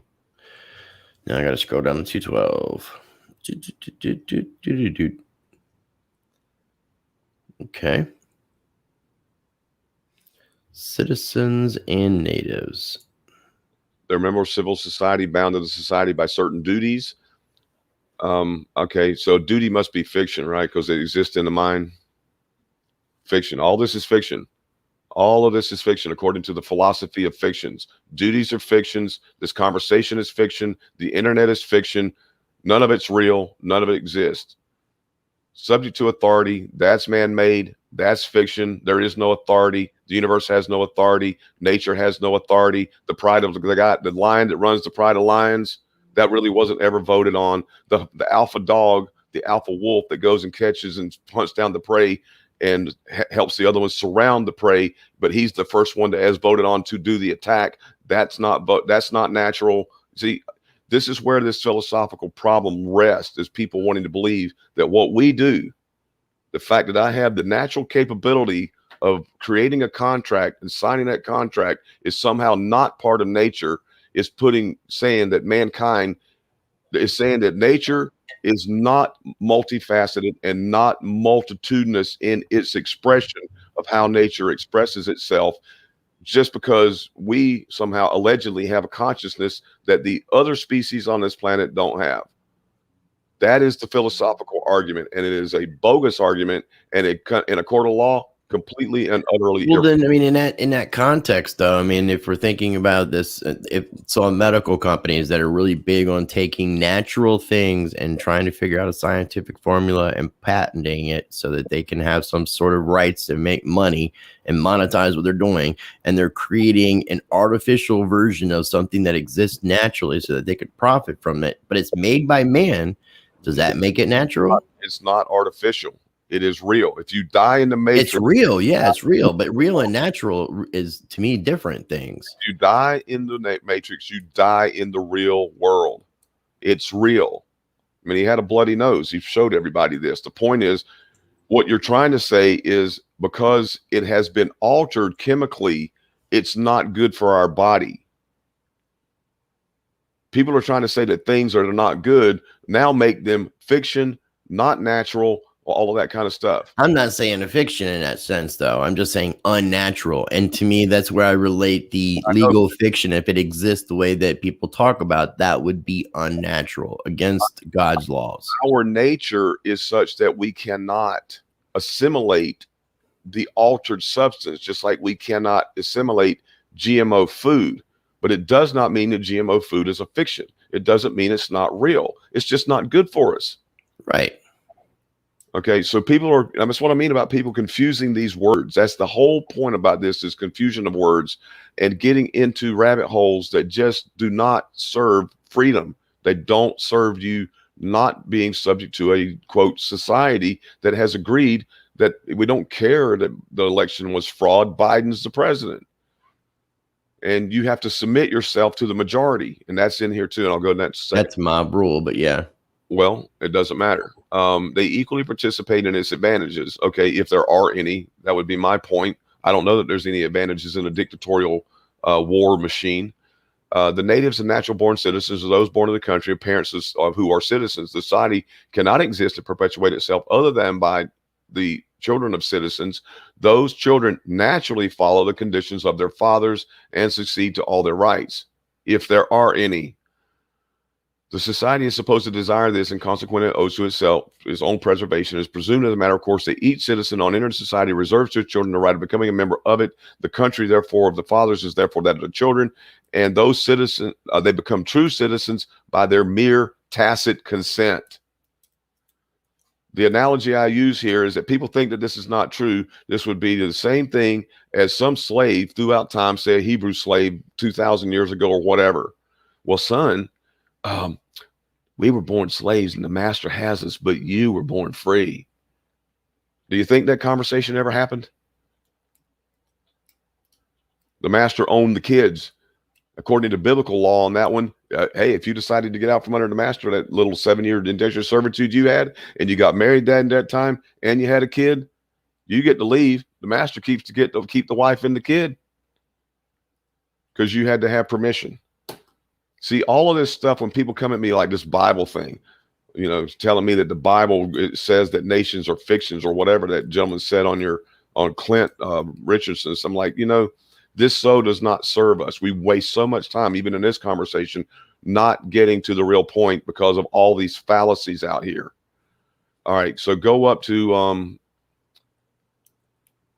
let's see, go up to 32. Number 32 on this. No, I'm sorry. Go to 38. 38. In book 1? Yep. Okay. Let's see here. Okay. 38 of the sovereign. We have said that sovereignty is that public authority which commands the civil society and orders and directs what each citizen must is to perform. To obtain the end of the institution, meaning the reason why you created a society. This authority originally and essentially belonged to the body of the society to which each member submitted and ceded his natural right of conducting himself in everything he pleased. That means the right to tell everybody else to go to hell, according to the dictates of his own understanding and doing himself justice.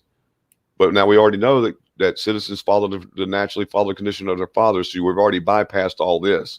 According to the dictates of his own understanding and doing himself justice. But the body of society does not always retain in its own hands this sovereign authority. It frequently entrusts it to a senate or to a single person. That senate or that person, meaning a monarch, is then the sovereign. So when these people are out here going, I'm the sovereign citizen, I'm the sovereign individual. No, you are not. And this is in the Constitution by reference. Well, we have learned to not use the term sovereign citizen and just use the word sovereign, or obviously the free man on the land thing was just another way of just trying to box people into some conspiracy nut stuff. The word free man comes from feudal law. It was a freed man who was given land in a sharecropping situation with his master or lord of the manor. Once again, want to go back to common law? Common law, it says equity was actually instituted to get away from the harshness of common law. Okay. Yeah, because common law, I mean, that's where you have like your debtor prisons. That's where like it's almost like eye for an eye, tooth for a tooth. If you could, somebody has to be accountable for their actions, whereas today we have this limited liability society. One of the first seminars I ever went to was in 1999 with a gentleman down here in Monroe. Monroe? There is Monroe. Yeah, Monroe. I think Monroe is towards Charlotte area, isn't it? South side of Charlotte. Yeah, Concord's up above it. So Albert Esposito, he actually was doing his seminar, trying through what I'm going through here. They said, ignore the Constitution. It's not about you. It's not written for you. The uppercase people is a capital M. It meant the 39 men that signed it. It doesn't have anything to do with you. Okay. And I also sent you the Palaver case. We'll go through that if we got time, but we can do it later if we don't. Okay. Okay. So the point here, and he said this, and he said, anybody in here know why they did away with debtors' prisons in the United States? Nobody answered. You know what the answer was? What was the answer? Because the whole place is a debtor's prison. Yeah, it's basically the planet. It's basically a prison planet. Yeah, and this gets into words and language again. And I did this with a friend of mine the other day, out of a Hebrew concordance, because he's like, well, I don't understand what you're trying to say about how this relates to words and language. I said, well, look at the word nation. Why do you pronounce the T as an SH? He's like, I don't know. I said, well, you're learning Hebrew, so you go look up in the concordance the word nashah. It means to deceive, to defile, to done for debt, to take or give usury. Nashans. The Nashans are guilty of usury. They are in debt. I haven't heard that before. That's interesting. Yeah, this because I started with words and language. That's why I told you, when I was around Russell, I mean, it was a constant download from me to them about your word meanings, etymology, where things actually came from. Like for instance, let's see if I got something here I want to mention something here, because last time we talked, and I want to bring this back to something that the last question you asked was a beautiful question. Are people just trying to be nefarious and get this stuff wrong? And the answer is no, they're not. But I'm going to tell you, I learned my lesson really well right up front. You better learn to drop your ego. I didn't learn everything I learned because I was an arrogant jerk. I learned because I was chewed out and upside and down one to the other by the best of people that were trying to get this stuff done. Even the one that taught me about self-determination and that this was the answer. How do I know? Because he spent 5 years in prison. That's what I mean. Dropping the ego. The universe watching. This is not Guardians of the Galaxy Volume 2, Planet Ego. Are you a Marvel fan? I love Marvel movies. Actually, I will say real quick, I watched the what is it? The Falcon and Winter Soldier on Disney. That's a pretty decent little 6-part series, and started watching the Loki series. They've got on there as well. So I would encourage you as a Marvel fan to check them out, since you like to look into hidden meanings. I don't watch them because I like the entertainment anymore. I watch them because I see the messages they put in there. I mean, like Thanos, when he shows up in Endgame, he said, I'm grateful to you. He said, I thought by eliminating half of you that would make a change, but I realize now that I'm just going to have to get rid of you, tear this universe down to its last atoms, and build it back with some people that are grateful. Yeah. I mean, that's, if you think about some of the things that are talked about in the conspiracy theory realm about what we've experienced in 2020 and how it was predicted in different events. Yeah, it's very sickening, man. That's where I like to think that we can get past this division and enough people take a stand so that we can. Well, nothing can stand against us, and we can change the world for the better, man. If you look at some of the things, I mean, 3 times in that movie, he kept saying, "I am inevitable. I am." Vision in Age of Ultron. You think I'm Ultron. You think I'm what was it? Jarvis. And he said, "I am. I'm not Jarvis. I'm not Ultron. I am." What was he? The new man, the new Vision. Red, ruddy, his skin was red, all that kind of stuff. The allegories that they put in these movies blow me away. And they did the same thing in that movie. What was it called? Now You See Me Too. Now You See Me, and Now You See Me Too. But the magicians. Yeah, the 4 horsemen. Yeah, that's a pretty cool. Oh, the last one was all about an eye for an eye, and you will get what's coming to you. Yeah, no, it does seem like they use Hollywood in some sense to kind of like get information out to people, whether it's just getting people to be comfortable with something or whatever the case might be. But conditioning, subliminal messaging, all the above. If you see some of my emails, I just go down movie titles. I told a friend of mine this. I was like, everything is going dark. This was back in like 2013 and 14. I said, look at even the movies: Star Trek, Into Darkness, Transformers, Dark of the Moon, Thor: The Dark World, and then you got obviously the End of the Age, Thor: Ragnarok. You had Dawn of Justice. See, look at the subtitles. Dawn. There's no Batman versus Superman. Dawn of Justice. There's no Captain America, but there is an America. Civil War, really? What did they tell you in V for Vendetta? So I hear today in the former United States, right? Well, they're ripping this place apart, man. So it said war continues in the Midwest in the former United States. And wow. Did last year look exactly like V for Vendetta? Lo and behold, a miracle, a vaccine. I mean, this stuff cracks me up just watching it, man. I mean, they're just telling everybody what right up front. And then they got Endgame, really? You got Infinite War. What was this? Infinity War. Oh, yeah. What I call it the Infinite War, because that's where look at what they're doing now. There's no end to the saber rattling at the moment. What else is in there? Oh yeah, X-Men Apocalypse. X marks those men, X marks the spot, right? Apocalypse. Everything that was going on there from 2013 all the way up to Endgame. And I just said it, I want to rip this place apart and build it back with some people that are grateful. They're sick and tired at the top of this. Their whole thing is order out of chaos. They're sick and tired of it. We didn't, it's like watching the Wonder Woman movie when Ares says, yeah, I make weapons. He said, look at how ugly these people are. They did to this of the planet. We didn't. He said, yeah, I help them make weapons, but I don't make them use them. Right. I mean, did they tell you right up front in the Matrix movie, the problem is choice? The problem is choice. Were we actually put on this planet to kill each other, ruin the planet? Really? I don't think so. Right. I don't care if you believe in religion or Christianity or creationism or if you believe in evolution. Does it make sense for all of us to kill each other and ruin the planet? It's ridiculous. No, it doesn't make sense for people to think that we have too many people on this planet with not enough resources either. When that does a lot of these things, it also doesn't make sense. We have like 1% of the world having more wealth than 99% of the world either. So there's just a lot of things in this world that just don't make sense, and it just seems to go against everything that's natural to me.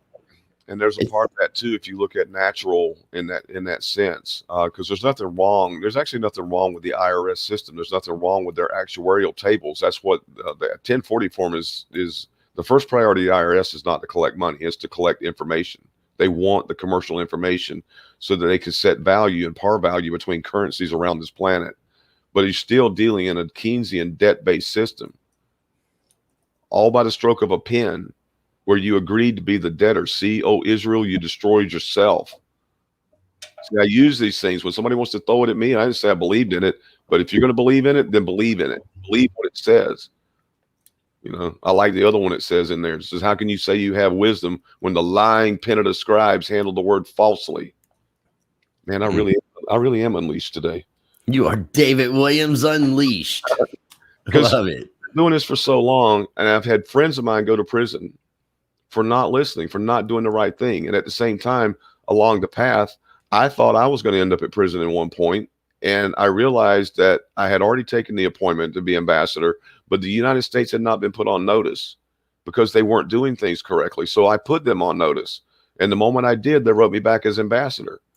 Going back to Russell Gould's trial, the first thing I said when I went in the courtroom, man, I was like meditating and getting myself charged up to go in that courtroom.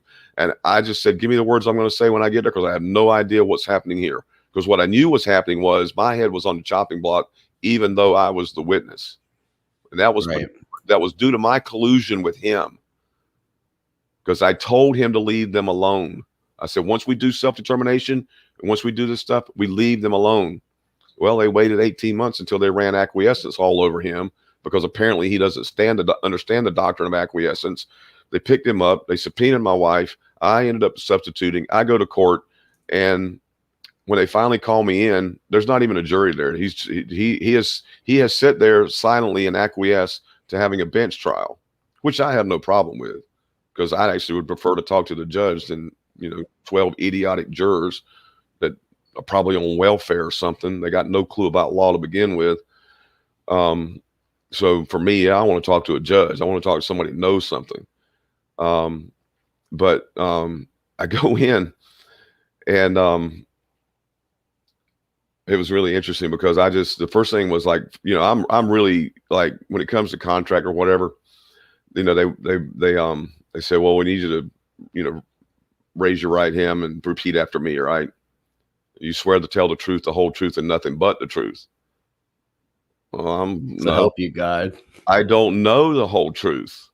I know what I know, but to know the whole truth, what am I supposed to admit? I'm insane here. But so I didn't go down that path. I'm just saying, from a philosophical standpoint, look at what they're getting you to do.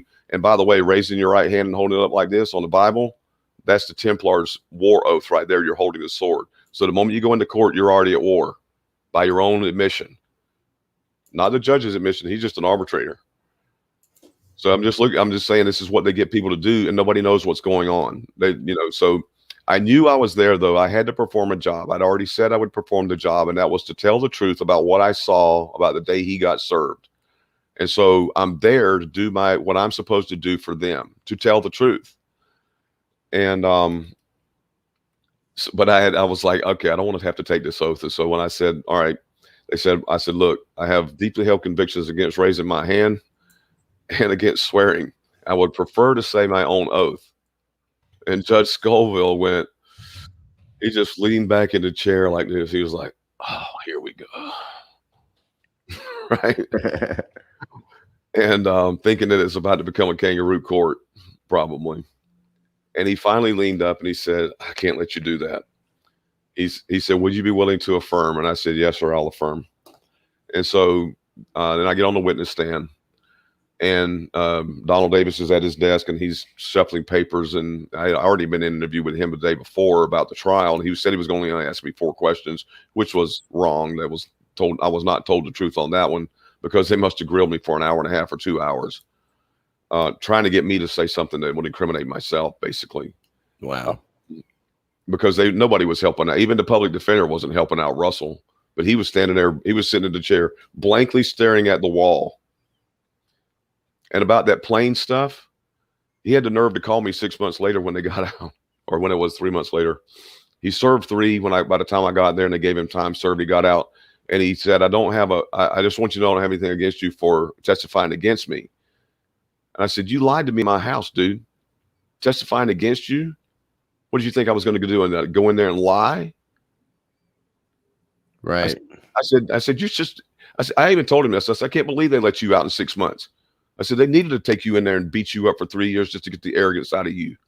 And you know what? And I'm saying this right now, knowing, and I'm going to tell you something else. What he did to you was so dishonorable, it's unbelievable. because he sat there in my house telling them that he couldn't read their language. And even when the attorney called me and interviewed me, he says, well, he says he can't read our language. Well, apparently he can read it pretty well when he needs to put a strike on your YouTube channel, right? For copyright claims. Jerk. Which is completely hypocritical just in and of itself. But, I mean, anyway, I'm still not done with him. I'm just being very tactful in my response. I'm still trying to get this Sergeant Robert Horton on. He's supposed to be coming on and like airing out his beef and explaining what happened. So I just say from my point, I've said what I've said. If I was you, I'd let it go because he's not going to go anywhere. He is brilliant. Believe me. He's intelligent, but unfortunately he's turned into a narcissist and just a really terrible human being. One of my trainers along the way, when I say trainers, we all work together with a lot of different things, and there was big networks of us all working on at the same time, Dewey Tobias, he's now dead. I love Dewey. He was absolutely incredible. His claim to fame from my standpoint was the saying he came up with a long time ago was that he said, never argue with stupid people. You can't argue with them because they'll lower you down to their level, and then they will beat you up with superior experience. Interesting. He ended up in prison too, though. He did something that he just, I don't know, he wouldn't listen either. And then Arthur Alexander, who wrote the Blue Book of the Sea, which I could send to you sometime. I still have a copy of that, and I have no clue where he disappeared to. See, I really didn't want to run point. When we were doing what we did with Unity States, I was content that Russell would run point. And that was Unity States? No, they called it Unity States of Our World. Unity States of Our World. Okay. I'm sorry. Let me get it correct. I know you mentioned it in the first video. I just couldn't remember what it was called. It's such a crazy thing. And the people that are familiar with quantum language, that they refer to the quantum language, that's something that you knew of, is called the truth or truth language. Miller originally called it the truth language. Yeah. And that's when I said, I don't understand what you're talking about. We're writing stuff in prepositional phrases. I can do that with Huckleberry Finn. It doesn't make it a true story. Right. And that was a interesting example of combating what was said. Yeah. Because just because you write a story a certain way in a fictional story doesn't mean that it makes it true. No. And it doesn't mean it captures flags. It doesn't mean it does anything. Right. Contract does not have to be signed. How many people were actually literate on this planet throughout the past 4,000 years? Well, that was kind of purposefully too. Well, I understand, but at the same time, I'm just saying most contracts are done. Everybody out here on the road today has a contract. They got one from the state, but they have a verbal contract or a unwritten contract in everyone's mind right now. I'm looking out at the street in front of the house through the living room window. We all have an agreement that we're going to stay on our side of the road, and we're not, so that we don't have head-on collisions by meeting in the middle. Right. Is it written down? Well, it may be at DMV and in the code. How many people have ever even read it? Right. Those are the things that I would say would be like the common law of the land, which would vary depending on where you live. Culturally, it's going to change because you have places in the Middle East where it's acceptable to marry at 13 years old, when here in the United States, that would be completely unacceptable. But that doesn't make it against the common law in those countries because of the fact that we disagree. So it's the things that we don't need to write down that we know. But in a sense, that's also a lot of that kind of goes into context of natural law. Okay, let's get on that. But let's go back to my name and how I changed it. I mean, I had to. It was a universal thing because, Donald Davis was standing there shuffling papers and he said, go ahead and state your name for the record. And Chris, I have no idea why I said it. I said, I'm William David, formerly the Parker family. And I'm like, wait a minute. I just said, give me some words. Where did that come from? Because I don't know. I can't tell you where it came from. It certainly was not planned. I had no plan to say that. But changing your name, did that have any effect on anything at all? I just looked at it as a rite of passage that I came through this and they acknowledged me as ambassador. And I went, all right, fine. I'll just change my name. I did it in the courtroom. I had no intention of doing it in the courtroom. I just know that Donald Davis turned around with this look on his face. Like, he looked at me and said, what do you mean for me, the Parker family? And I leaned up in the chair, on the witness chair, and I said, "Because I'm here today to die for my cause." Then That's what you said? now I'm looking at it going, what? Seriously. Interesting. You know what? I actually had a DVD because I sent the court the money to get the transcript from the court. You know, I don't even know what happened to it, because as soon as I got it, somewhere along the line, somebody broke into my car and stole my attaché, which kind of looks like this, right? Okay. These are just Okay. Yeah. And these Okay. obviously, and I sent you some of this too. Like this, you know, I mentioned doing humanitarian aid in Liberia. I can highlight it. Very cool. Prime Minister David Williams. Yeah, I'd say don't. That's not the address you live at anymore, so it's all good. Oh, that's Powers Avenue. Yeah, that was an old office I had. Yeah, so it's not like you're giving out any private information. In 2015, we sent a container of medical supplies for the Ebola outbreak, and we were working with Stephen Lende, who was with the. He was not the minister, but he worked in that department, and so you know they sent me this letter back, and what does it say here? I don't know. You can read it. Please accept this. Please accept this acknowledgement from the minister of the assistance that you have provided during our time of health crisis due to the reported Ebola breakout. Mm-hmm. Blah, blah, blah, blah, blah. And thanks for your cooperation. And it's signed Jonah Tegba, special assistant to the deputy minister. Interesting. All that kind of stuff. See, I'm real big on black ink on white paper. I'm real big on the doctrine of residence, local, meaning the thing speaks for itself. You know, documents like this where they already had recognition. Oh, no. This was Uganda. This was a letter we got from Uganda to Minister of Foreign Affairs, John Herndon. He's on board with us. Let's see what we got here. This was their letter back to me. No, this was my letter to them, to Donald Davis, on the subpoena, whatever. Okay. It was signed back. You can see I'm using hyphens and colons too, right? You are using all kinds of hyphens and colons. Yeah. Does that make you a colon master like Russell? That's what I mean. I told him, I said, you know, you got to do it. The judges are calling this gobbledygook. So if you're going to say you have a different procedure of language, then write it one way and then write it the other way on the back. So you got a translation, right? That would make sense. You don't have an agreement. You're acting like you have an agreement. You don't have one. When somebody says your language is gobbledygook, that means that we don't understand it. Let me ask you this real quick, David, because we're going to need to wrap things up somewhat soon here. No. I don't want. Look, if you said you want to go to 5, I'll just keep going because I still want to go back and hit them tangents that we got off on. Okay. Well, I mean, let's try to aim for like 4:30ish, which is another half hour, and then see where we are from there. Where the court filed my document, Ambassador at Large, received, file stamp, Michigan court, Ronald Weston. A lot of these guys aren't even around that court anymore. This is way back in 2006. Let's see what else we got in here. Oh, this was my declaration back to the U.S. Yeah, here's what I was talking about. Declaration of Peace and Reconciliation in affidavit form.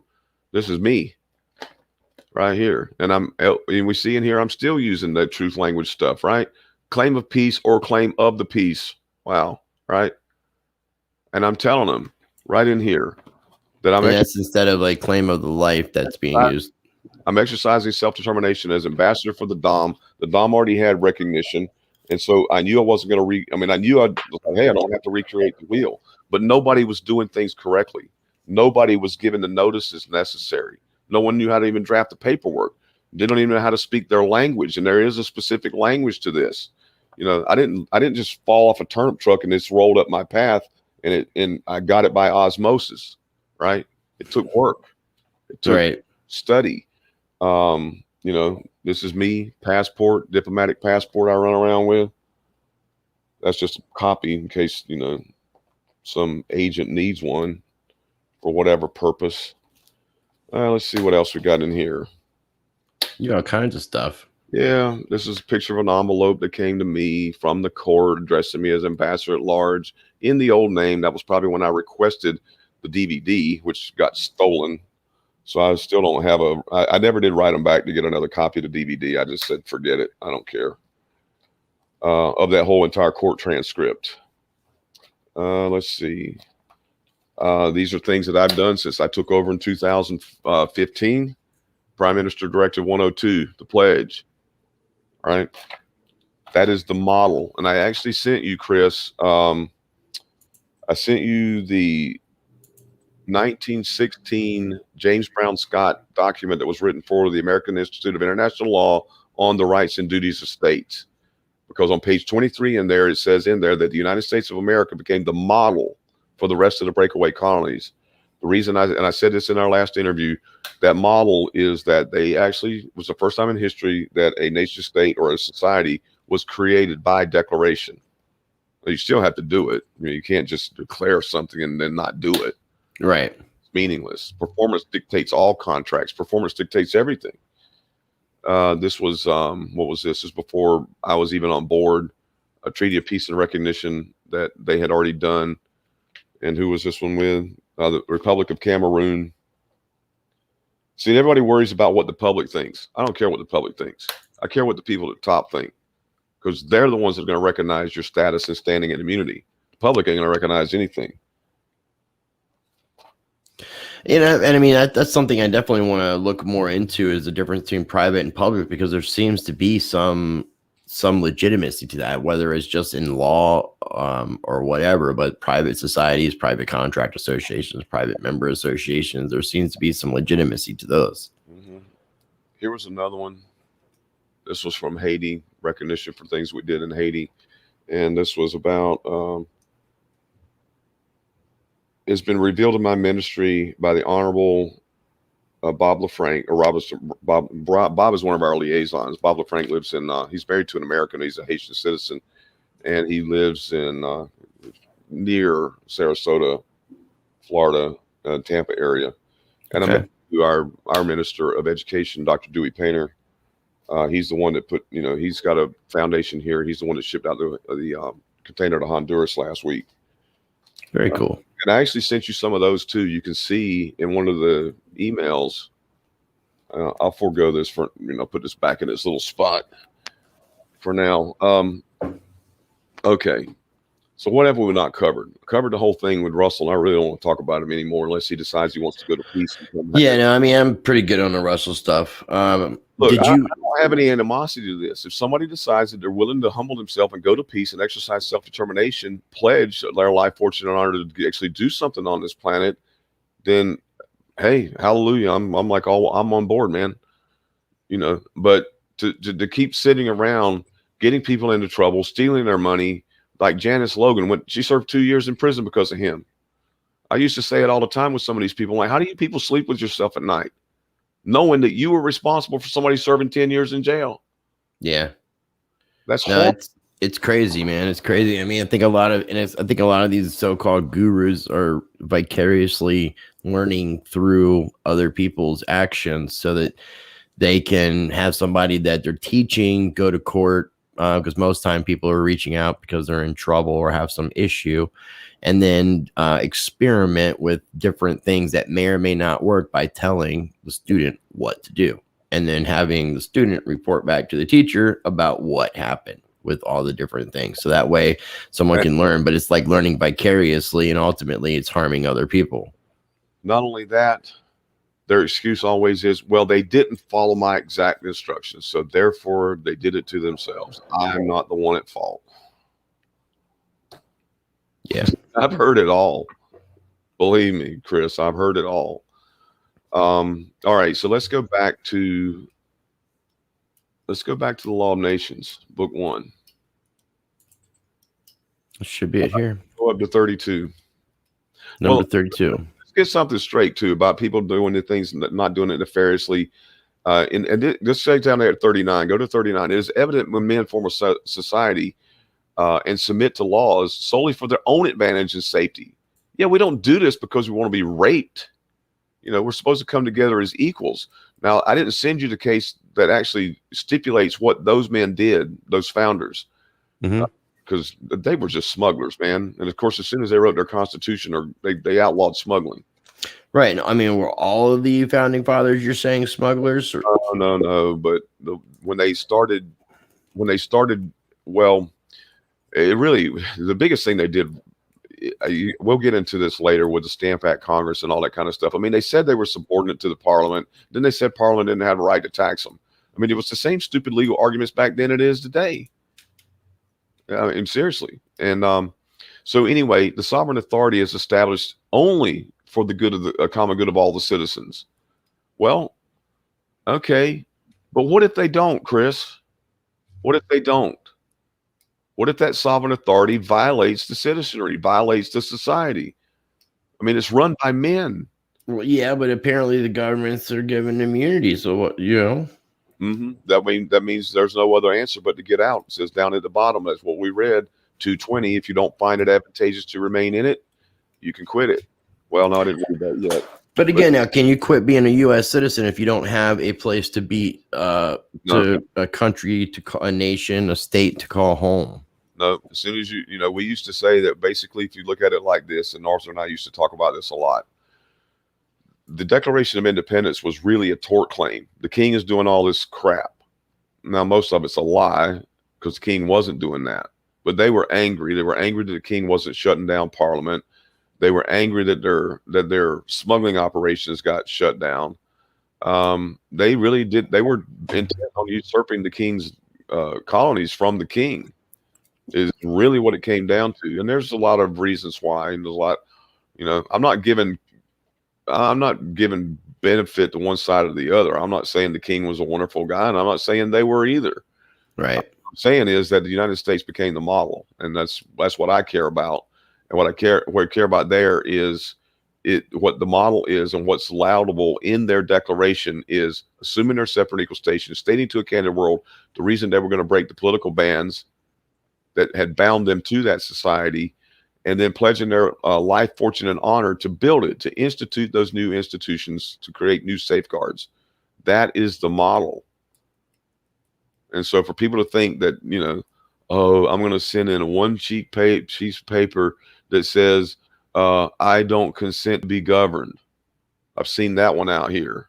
And of course, everybody that did it went, they got arrested or got fined and penalties or whatever.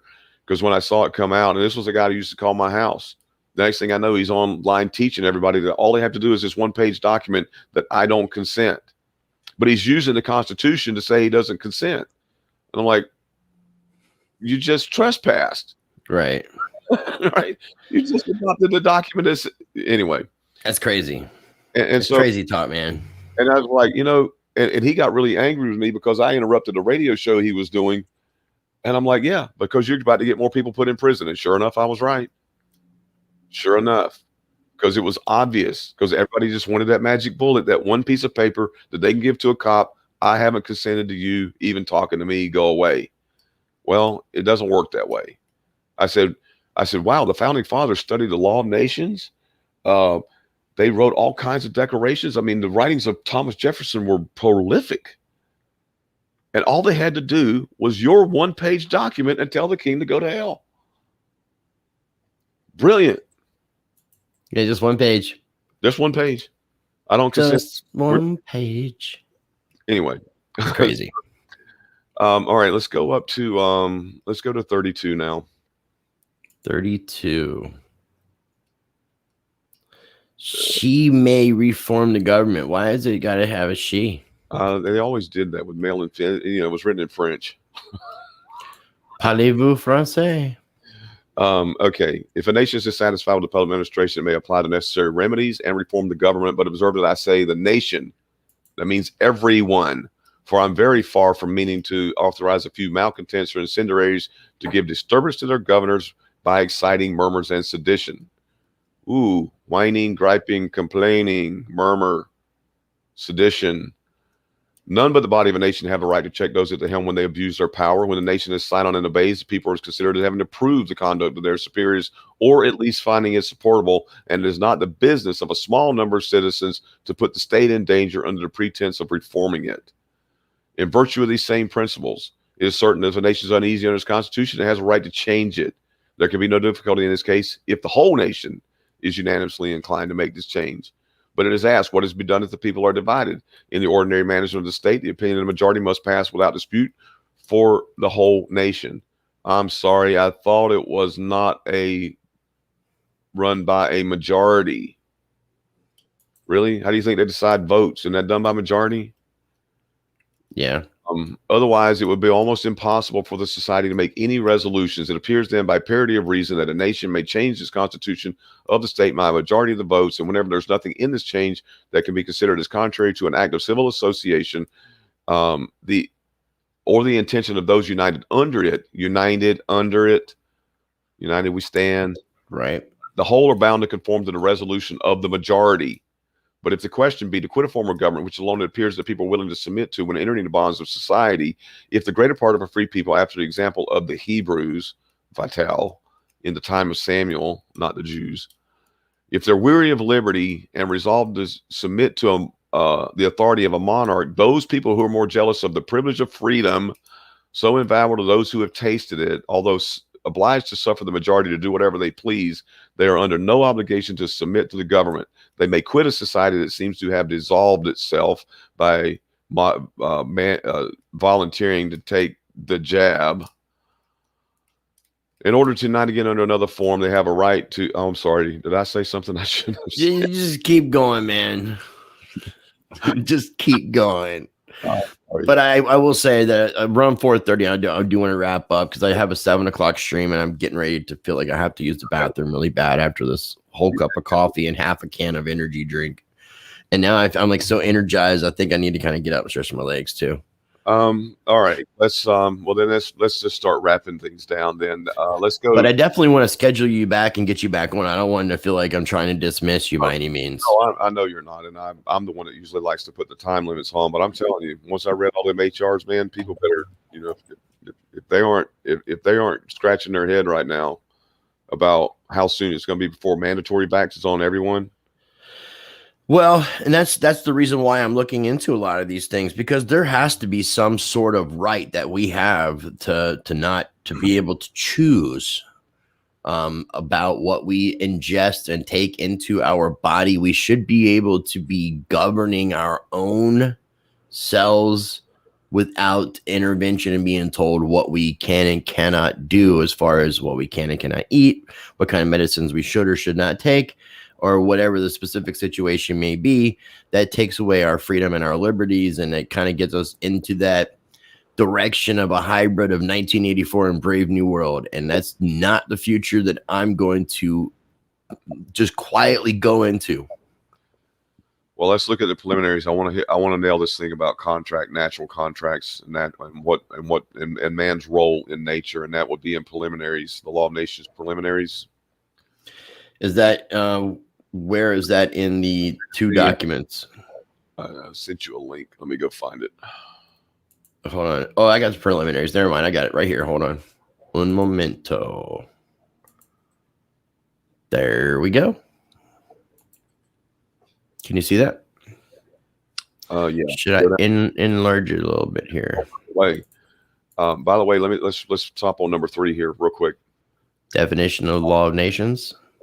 Yeah, it's a science that teaches the rights between nations or states and obligations correspondent to those rights. In this treatise, it will appear in what manner states, as such, ought to regulate all their actions.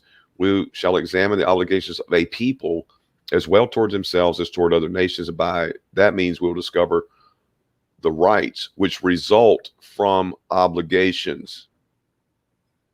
You see that? Yeah. Come when you get your duties. When you take out the trash, son, you get to eat. For right being nothing more than the power of doing what is morally possible, that is to say, what is proper and consistent with duty, it is evident that right is derived from duty or passive obligation, the obligation that we lie under to act in such and such a manner. It is therefore necessary that a nation should acquire a knowledge of the obligations incumbent upon her in order that she may not only avoid all violation of her duties, but to also distinctly ascertain her rights or what may lawfully be required from another nation. What that says right there is that if you don't know what your duties are, you cannot even ascertain your rights. Yeah, I mean, yeah, if you don't know what you're supposed to be doing, then you don't get the benefits of what you were supposed to be doing since you didn't know what you were supposed to be doing in the first place. Ignorance of the law is no excuses. Go down to 10. Okay. Number 10. Man Society. Man is so formed by nature that he cannot supply of his own wants, but necessarily stands in need of intercourse. Wow, that would be contract and assistance of his fellow creatures. That would be contracts and agreements, whether for his immediate preservation or for the sake of perfecting his own nature and enjoying this. Are you sure we're not talking about sex here? It said intercourse. I know what intercourse means. You're trying to use code language, David. It's even in the Treaty of Paris in 1783. All right, so and such a life is suitable to a rational being. Okay, well, there's a catch word. Rational. I thought it said brute breast, but it said brute beasts. So you see where my mind's going since I'm seeing all this intercourse going on. Yep, it's officially. I see intercourse in at least 3 different places right here. They use it. They meant doing business. They meant contract. Just had to add a little comedy for that. Okay, so we see that we have examples of men who grew up among the bears of the forest who did not have the gifts of or use of speech and reason, and they were like brute beasts, possessed only of sensible faculties. We moreover see that nature has refused to bestow upon men the natural weapons of defense that she has on other animals. Having in lieu of those advantages, endowed men with speech and reason, or at least the capacity of acquiring them by contract with their fellow creatures. Speech enables them to communicate with each other and to give mutual assistance and to perfect their reason and knowledge, and thus becoming intelligent, they find 1,000 methods of preserving themselves and supplying their wants. Yeah, unfortunately, they find 1,000,000 methods to blow each other up. Yeah. Each individual is intimately conscious that he can either live happily. See, in a discourse about nature, look out here. Are any animals worried about being happy? I don't think so. They're worried about being happy? I don't think so. Do they look like they're trying to perfect their nature? Doesn't look like it. Yeah, but man is formed by nature. This is what we do naturally. Right. So since therefore nature has thus formed mankind as convincing proof of her intention that they should communicate with and mutually aid and assist each other. Hence it is deduced the natural society among men, meaning nation, state, society, community. The general law of that society is each individual should do for each other or for others everything that their necessities require, which he can perform without neglecting his duty he owes to himself. A law which all men must observe in order to live in a manner consonant to their nature and conformable to the views of our common creator, a law which our own safety and our own happiness, our dearest interests ought to hold sacred. I'm sorry, is the state of... Go ahead. I got you. I'll just keep reading. Ought to render sacred. Such is the general obligation that binds us to the observance of our duties. Let us fulfill them with care if we would wisely endeavor to promote our own advantage. It is easy to conceive what felicity the world would enjoy if all men were willing to observe this rule that we have just laid down. On the contrary, each man is holy and immediately directs his own all of his thoughts to his own interests. If he does nothing for the sake of other men, the whole human race together will be immersed in the deepest wretchedness. Let us therefore endeavor to promote the general happiness of mankind, and then all mankind in return will endeavor to promote ours, and thus we'll establish our felicity on a solid foundation. Keep going down to 11. Okay. Between all nations, the universal society of the human race being an institution of nature herself. That is to say, a necessary consequence of the nature of man. Necessary.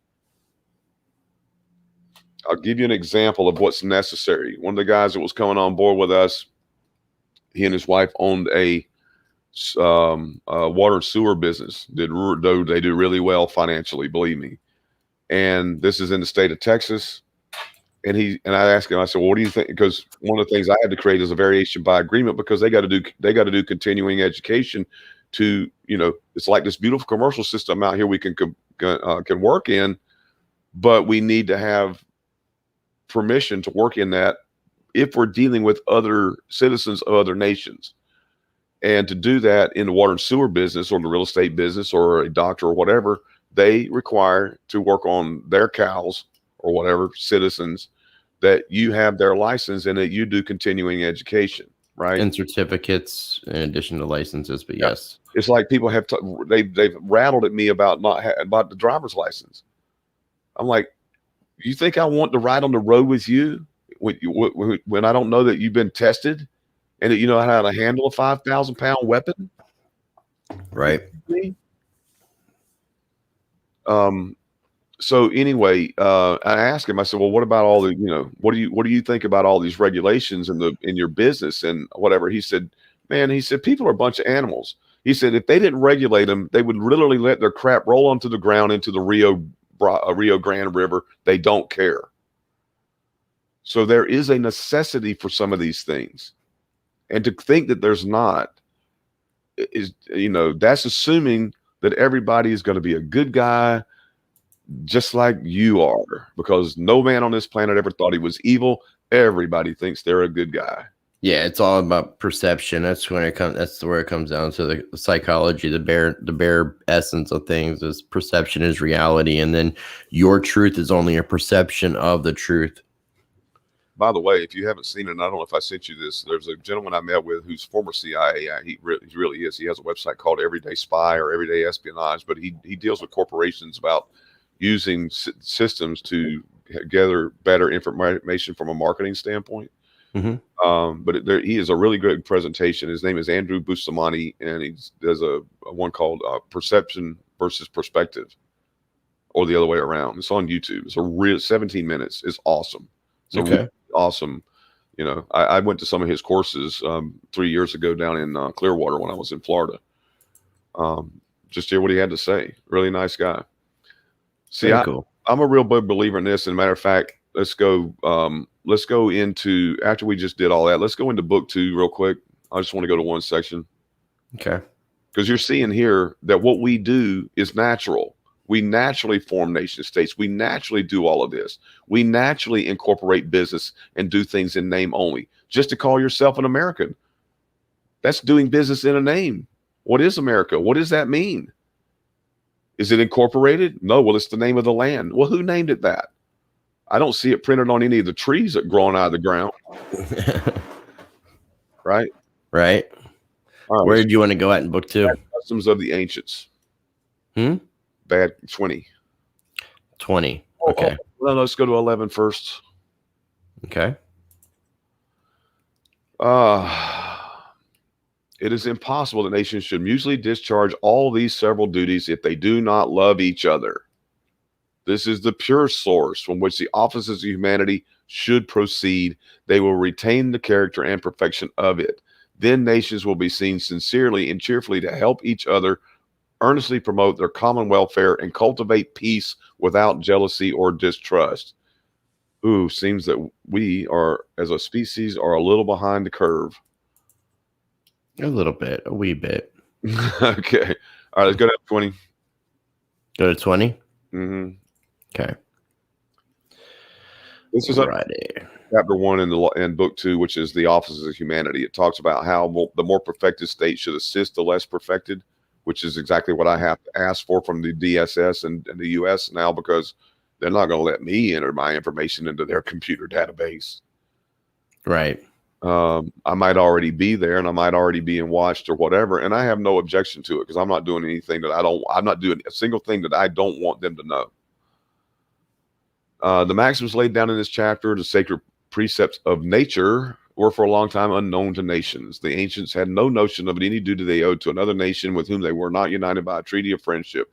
The Jews especially placed a great part of their zeal in hating all the nations, and in natural consequence, they were detested and despised by them in turn. Well, that's Vital's opinion, and I don't really care. Finally, Yeah, I was going to say, it seems like a very opinionated piece by that statement. There was a lot of stuff in here at that time, 1700s, whatever. At length, the voice of nature came to be heard among the civilized nations, and they perceived that all men are brethren.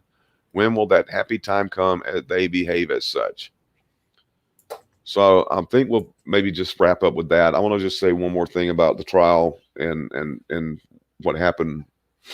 After I said I came home, my wife at the time, she was like, "You said that in a court?"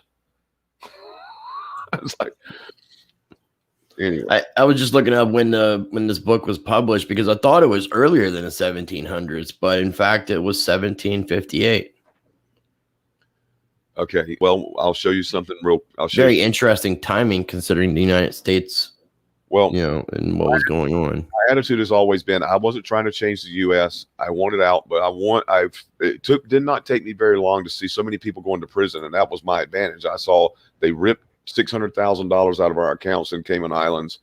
I was like, we got no control. We got nothing. And that was when I figured out that U.S. money ain't your money. It's the U.S.'s money.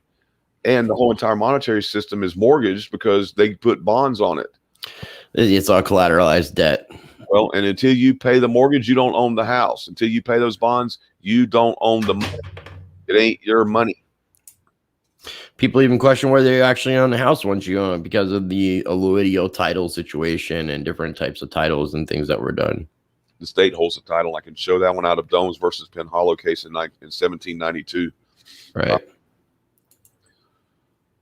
Okay. Where did I say I was? I just know that when I was that was one of the things that came up because they had all this stuff about planes in the courtroom, and the whole thing about wearing the uppercase name badge, because that's what he was telling them. You're a bunch of dead fictions. And I was getting mad. I was like, why are you telling a man that's breathing that he's a dead fiction and he doesn't exist? It's like, well, he's the one wearing the name badge.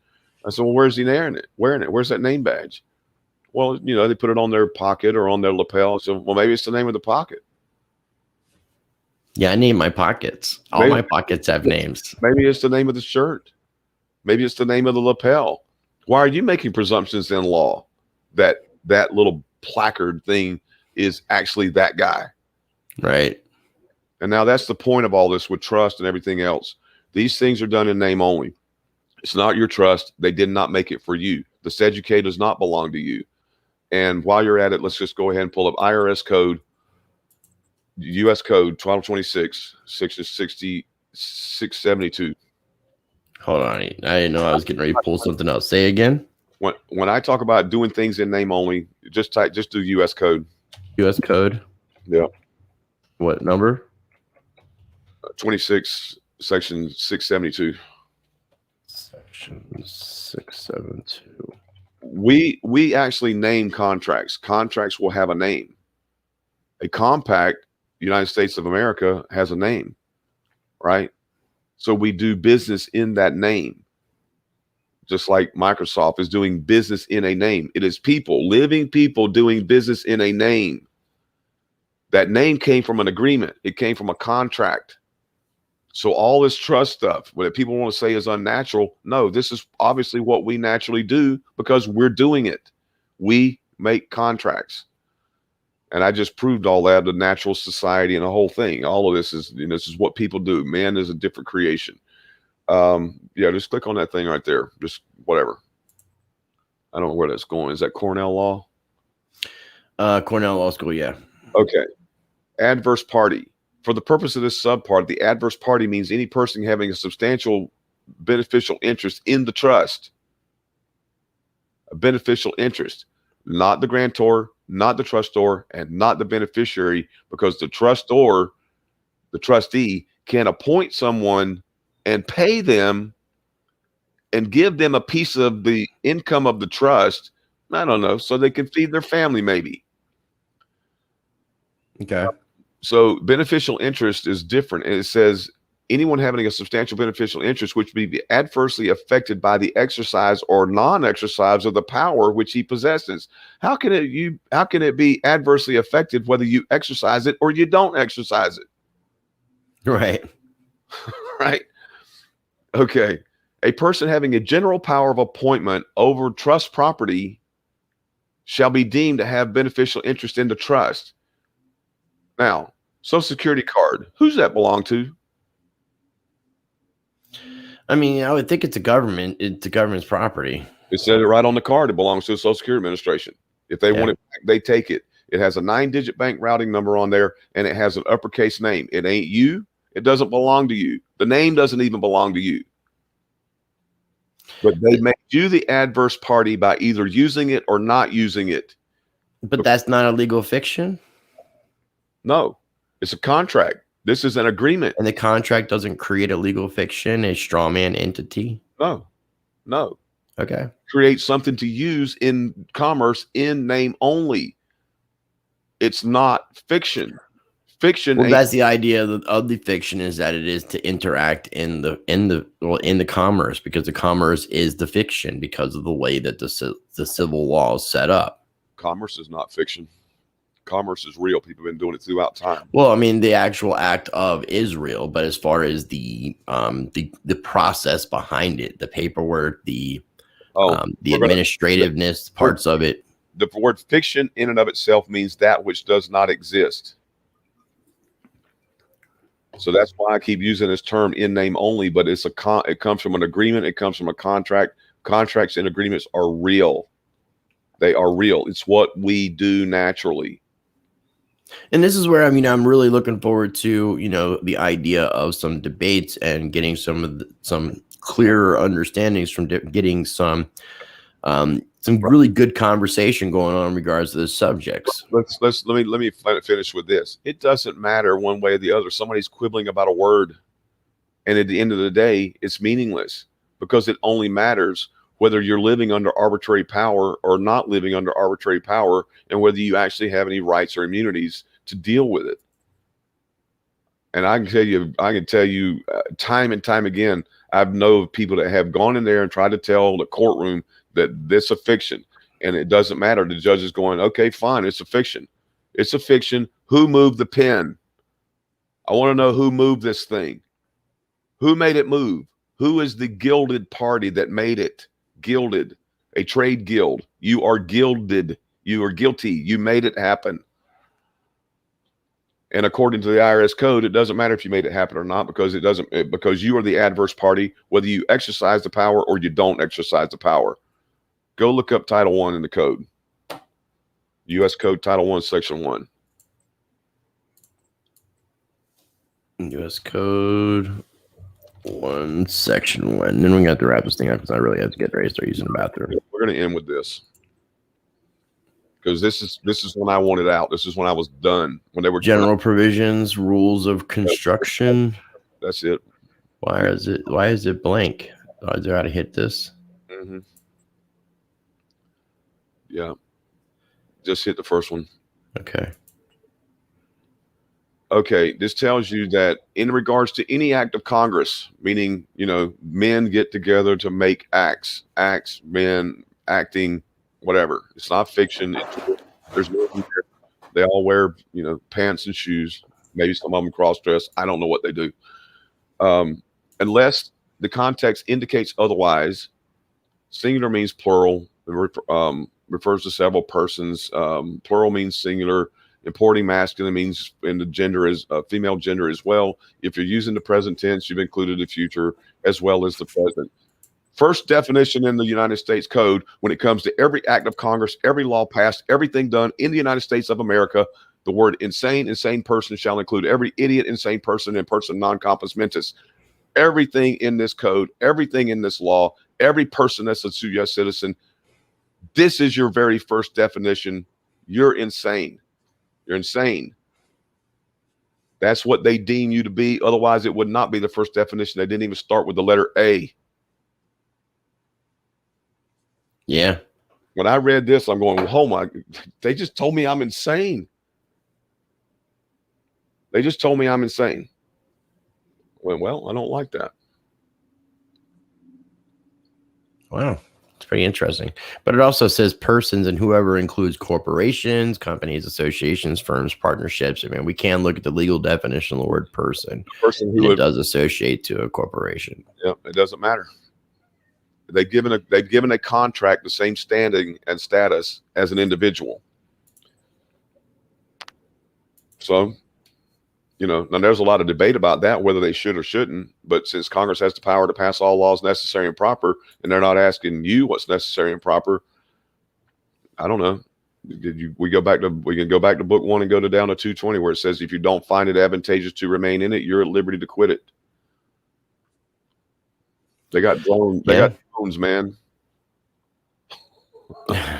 Well, I definitely look forward to our next conversations. I want to really quickly encourage people to make sure they're going over to your YouTube channel, Matrix Solution Network, and subscribing. And also make sure you're checking out your website, which is matrixsolutionsnetwork.com, where you also can check out David's Patreon channel, where David Williams is truly unleashed. And he's got exclusive content that he's putting out only on Patreon. So definitely consider supporting what he does in those avenues. You got anything you want to add? Just that's the reason I did the other domain names. Like I said, David Williams Unleashed was an afterthought for me. I really like the domain name, and we haven't done much of anything with it. But get out of the system. You got lied to. I mean, that's just we all got lied to, man.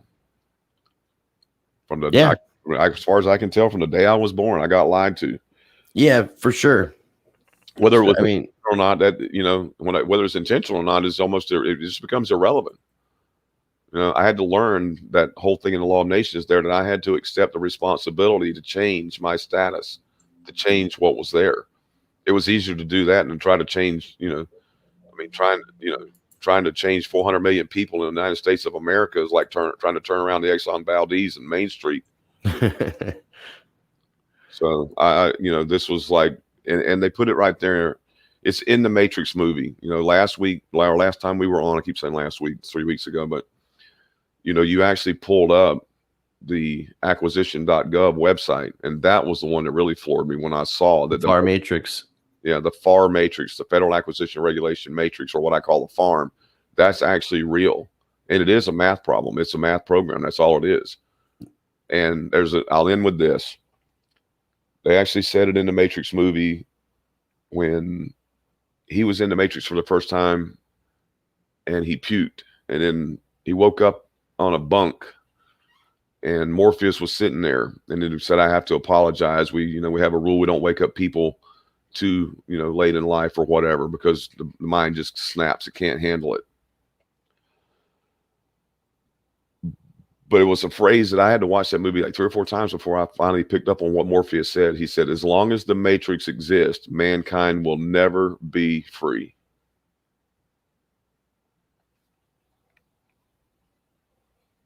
So you're just going to end with that? I'm going to end with that. Okay. All right. There's an answer to it. The answer is operating like when he went back to the machine world, the machine said, I want, what do you want? I want peace. So the whole thing rebooted, the Matrix rebooted, Zion was there. But what was the battle? Why did he have to go battle Smith? Well, Smith was him. That's what the Oracle said. He's your opposite. He's your ego. You got to go kill him. Like Smith said, me, me, me. The good thing about being me is there's so many me's. Right. And so that was the whole thing, is he had to get over himself. And not only that, he had to absorb Smith. Remember? He kept saying it's inevitable. But finally he said, Neo. He didn't say Mr. Anderson. He said, Neo, it's inevitable that you have an ego that you're going to have to conquer along this path. And so when you get to the ending scene, this is the fallacy of that movie. There was no reason for him to have to die just because he admitted he had an ego. But then you get into his arms are out and he looks like Christ with light and blah, blah, blah, whatever. Well, they have Matrix 4 apparently coming out. So anyway, the final scene was the architect showing up to talk to the Oracle, and he says, "You played a dangerous game." She said, "Change always is." Change is definitely a dangerous game, but it usually is what shapes us to become better versions of who we are. Anyway, when he turns to walk away, she said, "What about the others?" And he turns back and he said, "What others?" She said, "Those that still want out." She said, he said, well, of course they'll be freed. She said, I have your word. And he said, what do you think I am? Human? What I think you are. That's what the oracle said. I mean, that's what I know. I was just playing along right there. And that's what he said. You know, he said, he said, I'm not human. I'm a program. I'm whatever. I'm the architect. I designed this. I don't lie. You know, I can't lie. I'm not human. You know, I'm only here to solve a math problem. I'm only here to balance the equation, the karmic debt, or whatever you want to call it. So that's, you know, that to me was where all of this really, you know, when you start wrapping it up and tying it all together, the Matrix movie was about the right of self-determination, and the key maker, he was the new guy. He was like, have you seen this new key? That key is based on peace, going to peace. Beautiful. Well said, my friend. Well, I definitely look forward to our next conversation. Links are to be down below for what we talked about today. I do appreciate everybody for tuning in. If you haven't seen episode 1, make sure you're checking that out. David, I'll be in touch. I really appreciate your time, as always. You know what? I appreciate you as an interviewer, man. You're awesome. I mean, we've had you kept, like, even with the first one. I mean, I know things can go all over the map in a lot of interviews and things I've done in the past, but I was very happy. And not only that, and a lot of people around me too. I mean, they've gone to take a look at the first interview you did. So we'll see what kind of response we get from this, I suppose. Well, thank you, man. I really appreciate the compliments. And yeah, like I said, I'll be in touch. I appreciate, and as always, man, well, you know, I appreciate your time. Thank you again. Right. Okay. Have a good day. All right, ladies and gentlemen, before I end today's stream, I do want to remind you I'm going to be going live at 7 o'clock p.m. I definitely have to use the restroom, so I'm not going to be talking too much longer, but 7 o'clock p.m. going to be talking about the man, the myth, the legend, my friend John McAfee, and my thoughts on everything that's been going on. I do appreciate tuning in for today's video. Make sure you smash that like button. Make sure you subscribe to Rice TVX, Rice TVX 2, the sequel, the backup channel on YouTube. Follow me on Odyssey, and if you choose to support the channel, there's awesome and multiple ways that you can do so. As always, I encourage you to be the change by practicing change.